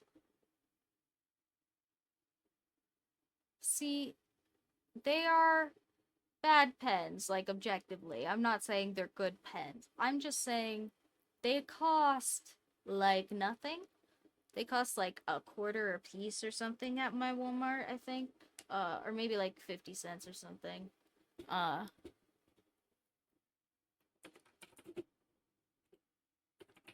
but like, if you. Yeah, this one says that right now at my Walmart for $2, I can buy 10 of them. So that means that they are 20 cents a piece, even. Not even a whole quarter. So, yeah, or this one says the extra bold, I can buy a 60 pack of them for $6, which would make them 10 cents a piece if I bought even more of them.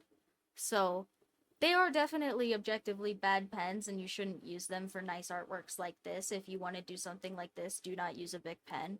But if you just want to doodle in pen, or if you want to do something that purposefully looks sketchy, or if you are just using the pens to write with, like they those are, I think, the cheapest pens I know that don't just break in your pocket. I have had one big break in a backpack, but never in my pocket, just from sitting down. And I have had uh one of those like Walmart brand clicky pens break in my pocket. So you can get cheap enough that it is crap. Like for real and dangerous to own. Um but I think the Bic is just above that, you know? Like it is a cheap supply that does the thing, you know. That was my point. Not that they're great pens or anything. I love Uniball.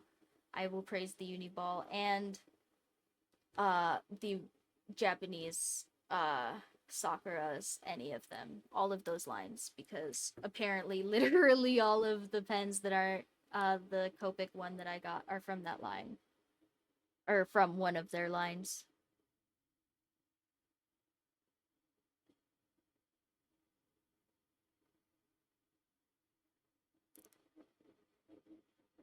And yeah, I think that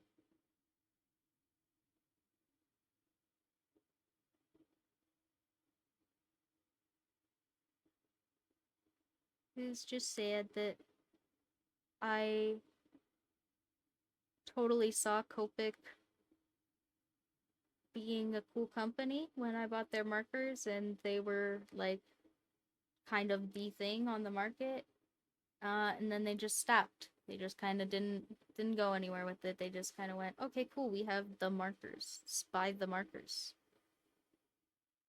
Buy the markers with a different iPhone cover.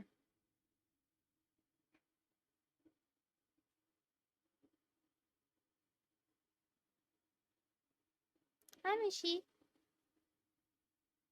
Um, he's gonna turn 1 next week, guys. He's gonna be a whole year old. Both of my kitties will be a whole year old, which is like adults for cats. My babies will be adults technically. That would be crazy. They were so small. And now even the small one weighs like 10 pounds.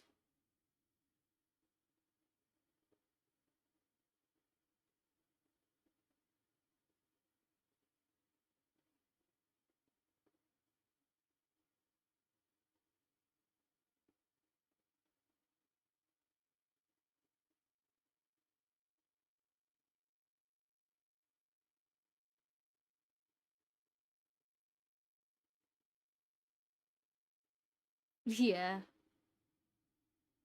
Ew. Age, time, all that gross jazz.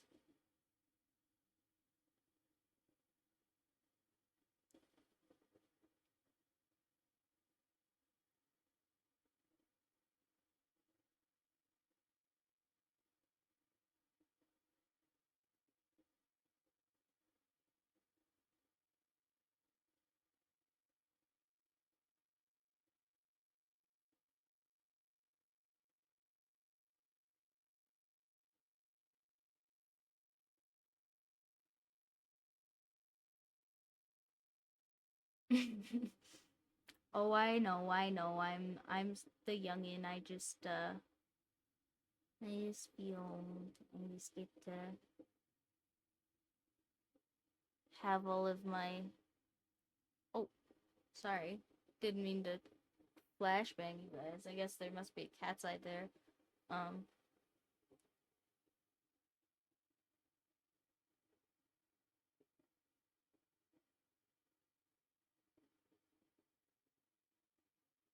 apparently, maybe we'll figure out something wrong with my insides though, because my gut doctor ordered me some random antibiotic thingy. So, usually they don't prescribe those for no reason. It was over the weekend, so I'm assuming that they're gonna call me, but like maybe I can stop feeling so old because I can, like move and eat and stuff. That would be really cool. Um, yeah, yeah. Uh, I'm in the blink still, I think, but at some point I'll come up, I'm sure.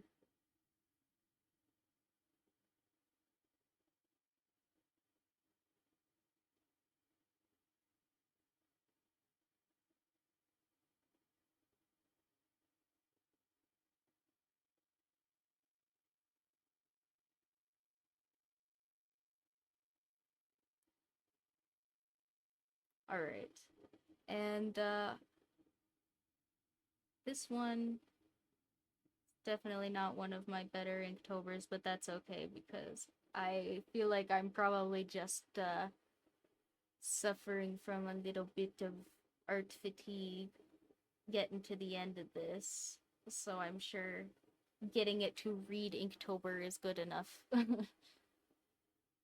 And put our little day marker here. It's 6 Trek.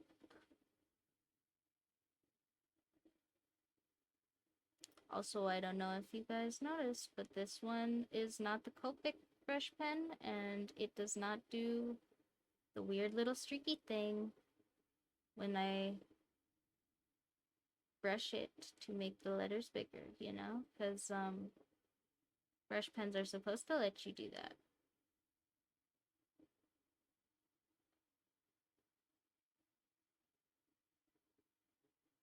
But, oh well.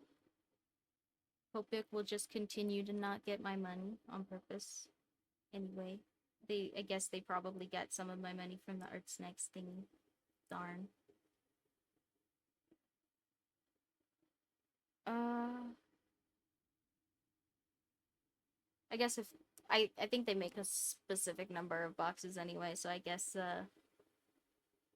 doesn't matter as much, but still.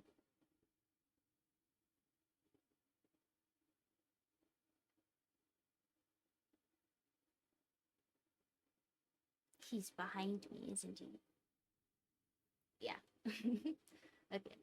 Uh, I am gonna hurry up and let my cats have my attention. Let me just sign this and sign out. What should we put it like tuck it up in here.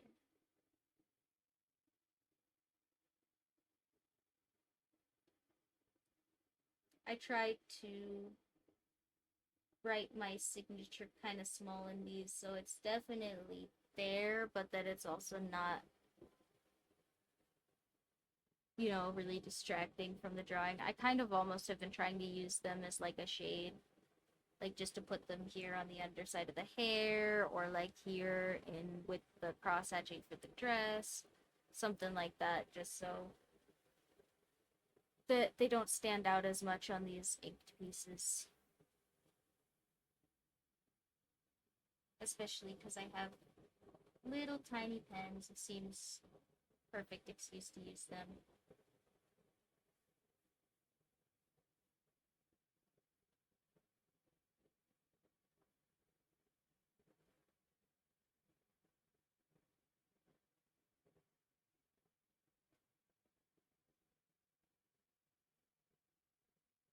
Ta-da. Spooky. Alright. Well, I will catch all of you guys next time because I think that is about done for me too. That looks so good. We've got our cute little signature and the label and everything. And even though I don't like the pen as a whole, I still I agree that the texturing thing does look cool. So maybe I'll pull it out some more for that. Probably I'll pull it out some more for that. It's a feature, not a bug type stuff. Uh, Probably wouldn't buy $7 texturing pen, but who knows? Maybe I would if I really wanted it. Uh, yeah. Anyway, I hope you guys liked this. I hope we were appropriately spooky for the spooky, and this was really cool. I really liked doing the little ink snack stuff with you guys. And I think that doing all of this stuff with these new pens and having some new art supplies and stuff to play with has been really beneficial for me wanting to actually sit down and do the art stuff. So, uh, yeah, hopefully you guys are enjoying this. Hopefully you guys keep enjoying this. Um, if you don't, tough crap is probably gonna happen all October, so I guess you'll have to find something else to do until uh Turkey month. We'll do something different for Turkey month whenever that gets here. And yeah. So hope you guys liked this. Go ahead and if you want to see more of these or other types of videos from me, go ahead and check out my YouTube. All of my pages should be linked together properly in my bio now. So if you have a different website that you watch content on and you'd like to see me there, go ahead and see if I'm already up on one of those links in my description, or feel free to DM me wherever and be like, I only use this one really obscure social media app and I think you should post all of your artwork there and I will give you lots of follows or something. I don't know. If you're really, pressed or interested for something from me, go right ahead and let me know. Like I said before, I am the monkey with the symbols, so yeah, I am here to be entertaining. That's the whole point of this anyway. So if you guys want to be entertained by something specific, go ahead and let me know. Otherwise, all of the backlogs, including this one, will go up on Twitch immediately. So if you don't want to wait for them on YouTube, go ahead and watch them there. And I think at the moment that also means that you get to skip out on some weird audio quality thing that I've been having happen on YouTube. So, if you don't want to listen to that, I'm pretty sure the Twitch VODs don't have the weird compression issue. And yeah, if you want to get support for me, because you got deep pockets, or you just think I'm really cool for some discernible reason that I could totally figure out, because I'm very smart, uh, you can totally do that directly here, which we had today. That was so much fun. Or you are welcome to donate to me on I have a little tip jar open and also some Redbubble stickers up if you want some stickers for your donation. I mean, that is kind of less of that goes to me, but it's still very cool to give you guys some products. So if you want to have cute little trans dragon or something. Did I ever put the trans dragons up? Maybe I'm lying to you guys. If you want to have cute little gay animals of some variety, uh, or fake Pokemon, or I think there's some disenchantment stuff up there from when they were doing like a Netflix collab. So yeah, go ahead and check me out on any of that if you're interested in anything of that nature, any content other than this. If you just want to come back and see me next week, I should be here next week. I don't have any more vacations, hopefully for a long time. So I can just sit around and do nothing with you guys. And hopefully, you guys want to come sit around and do nothing with me next week, and we will see you then. Bye, everybody.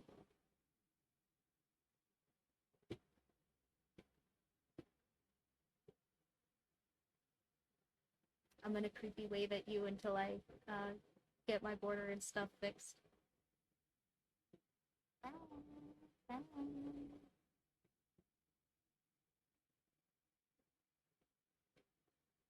Oh, the stream ending still has cat cameo on it, but that's fine. Here you guys go. Secret bonus cat cameo for anybody who's still here for some reason watching me wave. Bye.